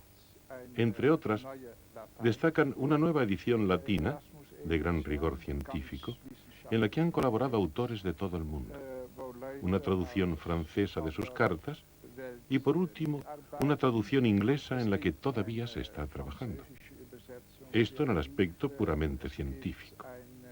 Englische Übersetzung, an der man arbeitet. Aber ja, das ist dann natürlich das Wissenschaftliche. Pero sobre todo, llama la atención que el nombre de Erasmo se siga citando todavía, cuando hace algún tiempo solamente se le conocía en los ambientes cultos y científicos. Realmente, ¿por qué despierta interés un hombre del siglo XVI que vivía en un mundo totalmente distinto al nuestro? Quiero contestar primero a esta pregunta y después me concretaré en el tema de su pacifismo. Ich möchte die Frage beantworten und dann ein bisschen zugespitzt auf die Frage des Pazifismus. Warum hört man jetzt noch? ¿Por qué se sigue aceptando a ese Erasmo? En un mundo totalmente distinto al nuestro, aunque en realidad no tan diferente, pienso, por ejemplo, en la aparición del Estado Nacional y en la cantidad de guerras que hubo en ese siglo, el XVI, y en el que todo esto se vio además empeorado por lo religioso. Hoy, por ejemplo, en nuestro país, Holanda, el 30% de la población es protestante, el 30% católico y el 40% no pertenece a ninguna iglesia, lo que significa que el siglo XVI cambió en algo la situación mundial. Y esto, en realidad, ¿qué significa respecto al pacifismo de Erasmo? Dass das 16. Jahrhundert etwas in der Weltlage geändert hat. Was heißt das nun für den Pazifismus des Erasmus? Ich möchte sagen, besonders 4 Dinge. Ante todo, quiero señalar 4 cosas. En primer lugar, Erasmo subrayó que eran los condes y los consejeros de los condes los que querían la guerra, no el pueblo en sí. El pueblo no quiere la guerra. El pueblo reclama la paz. En segundo lugar, para Erasmo era algo realmente incomprensible que se produjeran todavía guerras cuando todo el mundo sabe lo que una guerra destruye y lo poco que produce. En tercer lugar, Erasmo no quiso negar las diferencias entre los hombres, más bien quiso acentuarlas un poco, pero al mismo tiempo, y es ahora cuando viene el punto cuarto y quizás el más importante, subrayó que entre todos los hombres existe algo en común. Erasmo acentuó unas veces la importancia de lo cristiano y otras veces lo simplemente humano. En el fondo, pensaba, todos los hombres están unidos por algo. Esto es la base de su pacifismo. Das Allgemeinmenschliche, alle Menschen sind miteinander verbunden. Das ist im Wesentlichen sein Pazifismus.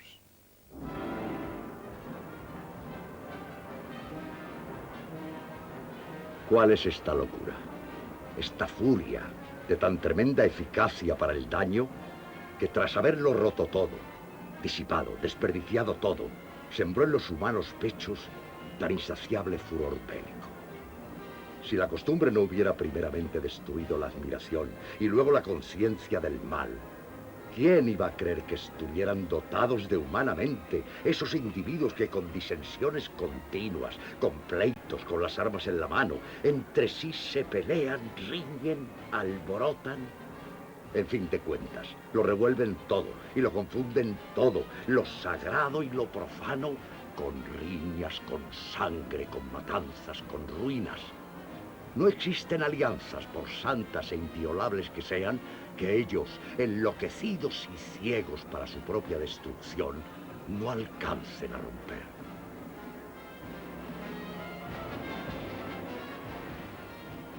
¿Qué tienes que ver con la cruz, mercenario desalmado? Estas intenciones, estos hechos, mejor representados estuvieran por serpientes, por tigres y por lobos. La cruz es la señal de aquel que venció no luchando, sino muriendo.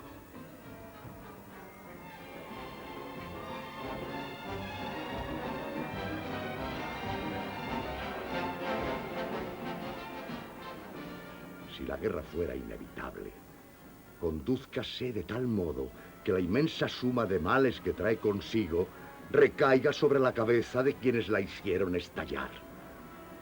Actualmente los príncipes guerrean libres de todo riesgo. Con ello se multiplican los generales, que también se mantienen a buen recaudo. La más pesada cuenta de los males cae sobre los labradores y el pueblo bajo, a quienes ni la guerra les interesa, ni ofrecieron ninguna causa para el estallido de la misma.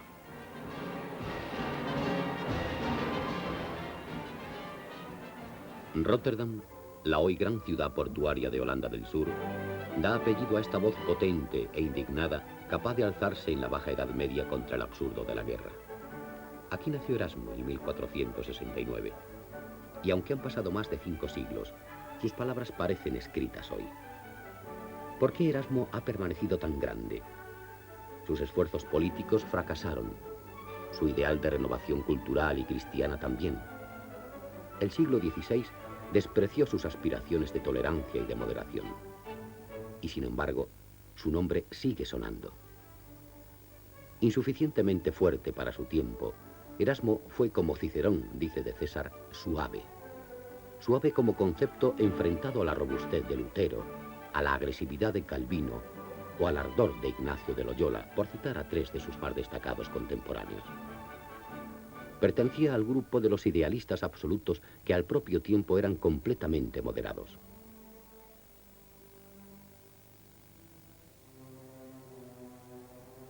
Su época, desde el comienzo hasta el final, está erizada de guerras.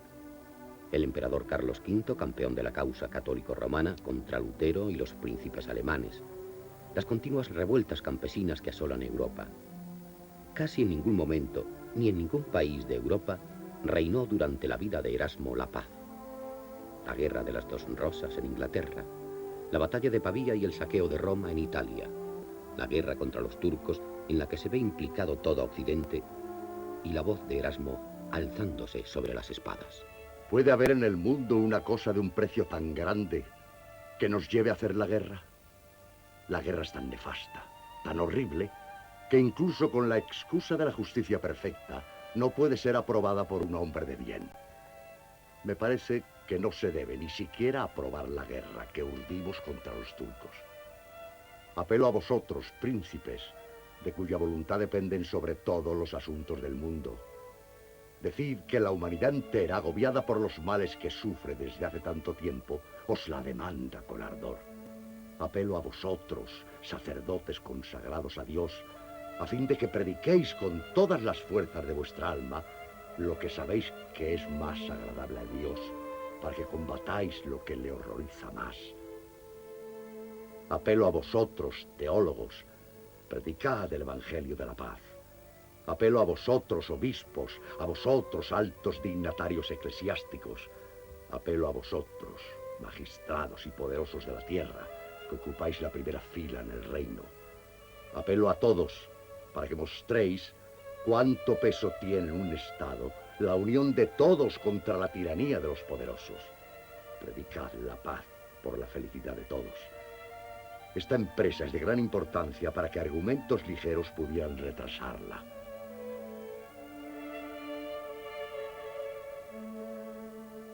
Nunca me ha gustado agitar las turbias aguas de mi origen, pero he de confesar que no soy fruto de un triste deber conyugal, sino, lo que es mucho más deleitoso, de un amor furtivo. Sin embargo, durante muchos años, sufrí al saberme hijo natural de un eclesiástico. Mi padre, Geradio de Prael, murió no mucho más allá de sus 40 años. Mi madre también. Me hubieran dejado un mediano pasar si mis tutores hubiesen sabido administrarlo, pero no fue así, e intentaron recluirme en un monasterio. Yo no sentía desafecto por la piedad, pero sí desamor por la vida monástica. Yo no era sino un niño enfermo y solitario, ignorante de las cosas del mundo, que iba de escuela en escuela. Cada día estaba más acosado. Para acabar con eso, vencido, pero no persuadido, entré en el monasterio. En los días de mi infancia, el arte de la tipografía aún no se había hallado o era de poquísimos conocidos. Más tarde, la imprenta habría de propagarse velozmente y yo tendría la ocasión de ser amigo personal de algunos de los más reputados impresores de mi época, el veneciano Aldo Manuccio y Johannes Froben de Basilea, que editaron gran parte de mi obra.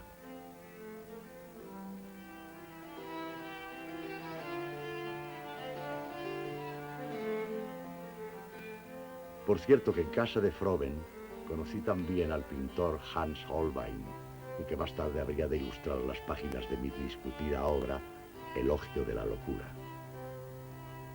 Privado de afectos familiares, necesitado de toda confianza, de confidencias, pronto descubrí la importancia de la amistad. Sin un amigo, la vida ya no es una vida, sino una muerte. O si hay que llamarla vida, es una vida miserable, hecha para una bestia salvaje más que para un hombre. Yo estoy hecho de tal modo que quedo persuadido de que aquí abajo no se debe preferir nada a la amistad. Nada se debe buscar con más celo. Por nada se debe velar con más cuidado.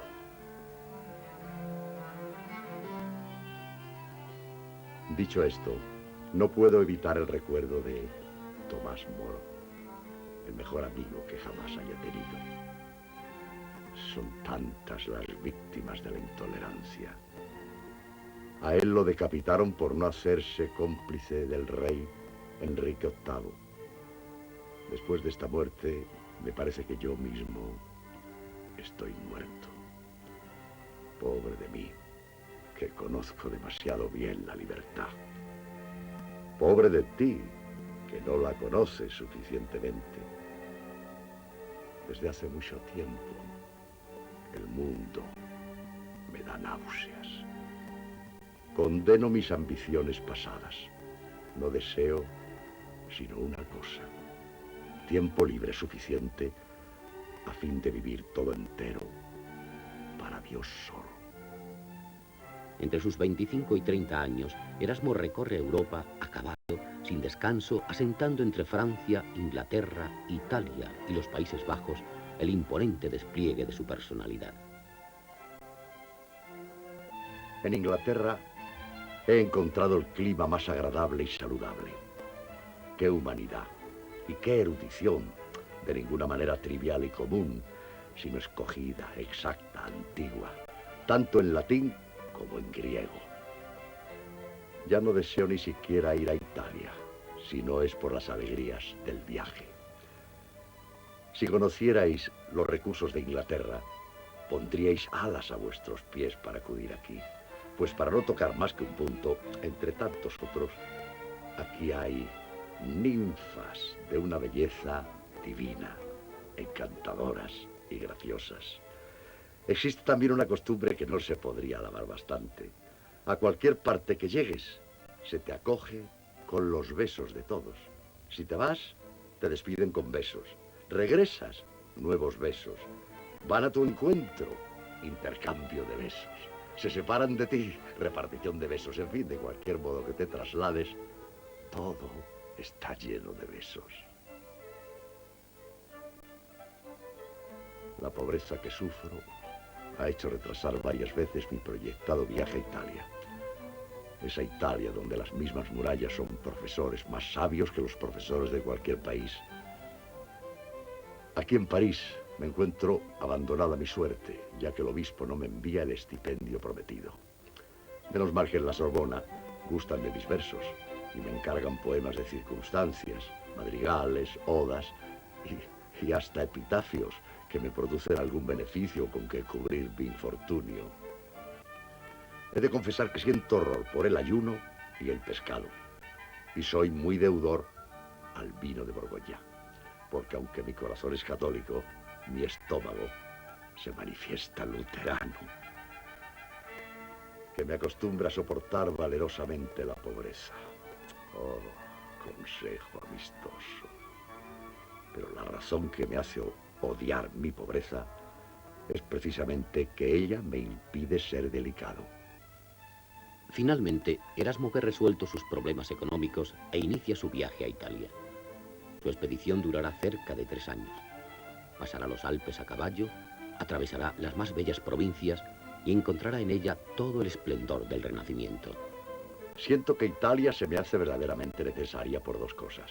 Primero, para dar a mi pequeña ciencia la autoridad de esa ilustre estancia.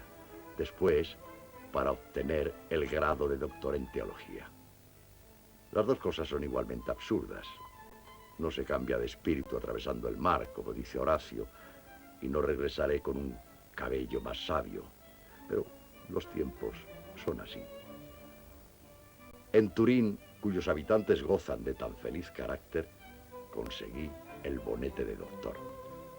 Después pasé por Milán, donde admiré la cena de Leonardo da Vinci, y Pavía con su célebre Cartuja. Oh, pobres monjes, interrumpidos sin cesar por los visitantes ofuscados por tanto derroche de mármol blanco. Llegué a Bolonia cuando la ciudad se preparaba para sufrir un sitio y establecí mi cuartel general en Florencia. El estudio estaba parado y la guerra progresaba. Yo me perfeccionaba en la práctica del griego y proseguía la redacción de los adagios, obra que tanta notoriedad me ha dado. En febrero de 1509 vi Roma por primera vez. Roma es la más célebre de todas las ciudades. Ahí se goza de una libertad excepcional y es ahí donde están reunidas las bibliotecas más ricas. Ahí se intercambian con los mejores eruditos frases llenas de ciencia en el cuadro de los monumentos antiguos. A sus 40 años, publicada ya en las imprentas de Venecia y Basilea gran parte de su obra, Erasmo goza de gran ascendencia moral sobre los poderosos de la tierra. Nadie representa como él la propagación del pensamiento multiplicada por el libro impreso. Su soberanía intelectual, basada en el conocimiento profundo de los clásicos, le convierte en el príncipe de los humanistas. Sus adagios y apotegmas fueron leídos y releídos por los escolares del Renacimiento que encontraron en ellos la cultura antigua representada por sus proverbios y sus citas. Papas, reyes, emperadores, ilustres figuras de la cultura y la política le pidieron consejo. Erasmo llegó a influir sobre su época mucho más de lo que ningún otro escritor había osado pensar. Es el primer caso de prestigio internacional, tal y como ahora podamos entenderlo. Me alojaba yo en casa de mi apreciado Tomás Moro en Inglaterra a mi regreso de Italia, y el dolor de riñones me tuvo encerrado en casa durante bastantes días. Durante este ocio comencé, por diversión, a componer el Elogio de la Locura, no pensando desde luego en editarlo, sino por aligerar la molestia de la enfermedad con esta especie de distracción. Consumí en este quehacer 7 días. De que la obra estuvo lejos de provocar reacciones de disgusto, podría ser buena muestra el hecho de que en el plazo de unos pocos meses fue impresa más de 7 veces y en diversos lugares. Yo mismo me preguntaba asombrado, ¿qué les gustaba a las gentes de este libro? Nada hay más tonto que tratar con seriedad de cosas frívolas, ni nada más divertido que disertar sobre necedades de tal manera que parezcan cosas serias. En cuanto a mí, que me juzguen los demás, aunque creo, al alabar la locura, que no lo he hecho del todo a tontas y a locas. Pero habían de llegar días muy tristes. Las nuevas ediciones de mis coloquios recogían críticas muy duras contra el formalismo religioso, contra las peregrinaciones, el fariseísmo monacal o la abstinencia, que habrían de irritar profundamente a los teólogos conservadores. Mis críticas coincidieron precisamente con lo más fuerte de la querella contra Lutero. Mis adversarios católicos no me perdonaron jamás esta audacia y juzgaron mis escritos como subversivos. Pero mi pensamiento era claro. Lo que era urgente reformar antes de Lutero, lo es más todavía ahora. No ignoro lo que han dicho algunos. Una vez Lutero acabado, atacaremos a Erasmo. Acabad, pues, con Lutero, y enseguida, con calma, atacad a Erasmo. Yo, por orden del emperador, del papa y de otros príncipes, empeñé el combate con Lutero en la frontera del país donde él reina como señor, a pesar de que siempre deseé la conversión de Lutero y no su castigo. Mis esfuerzos, a costa de mis riesgos y peligros, debilitaron al enemigo, pero vosotros enseguida me atacáis por la espalda en pleno combate.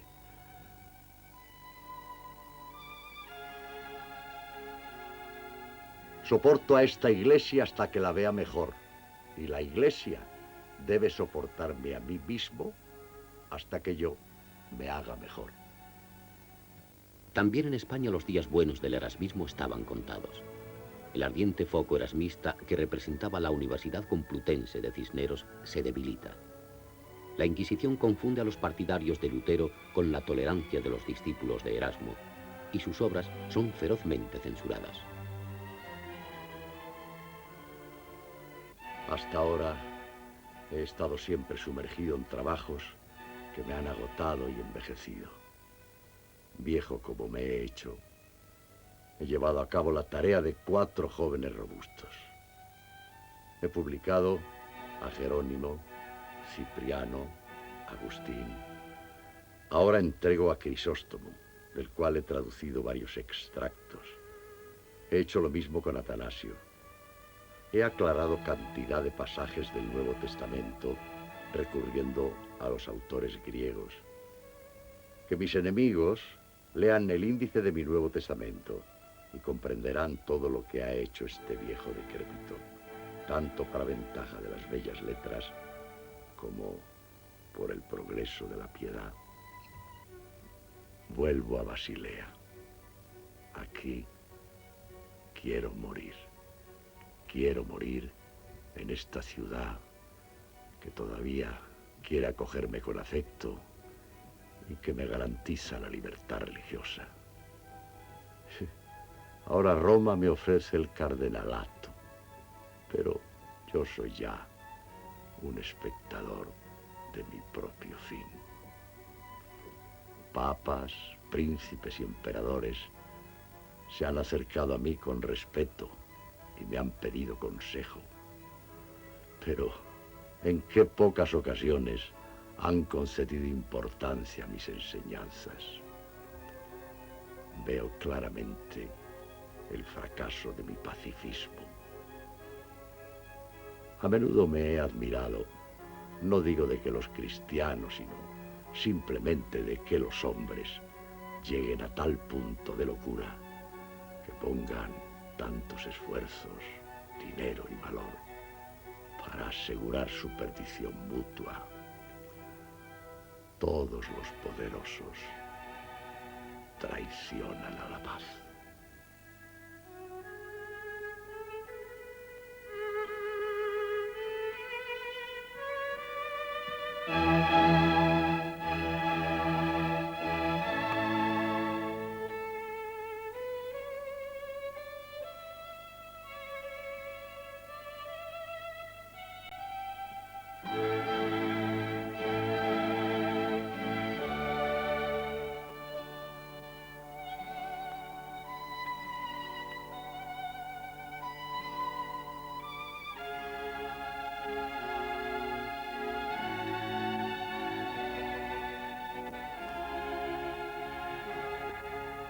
De fuego. ¿Cree que puede matar a todos con un revólver?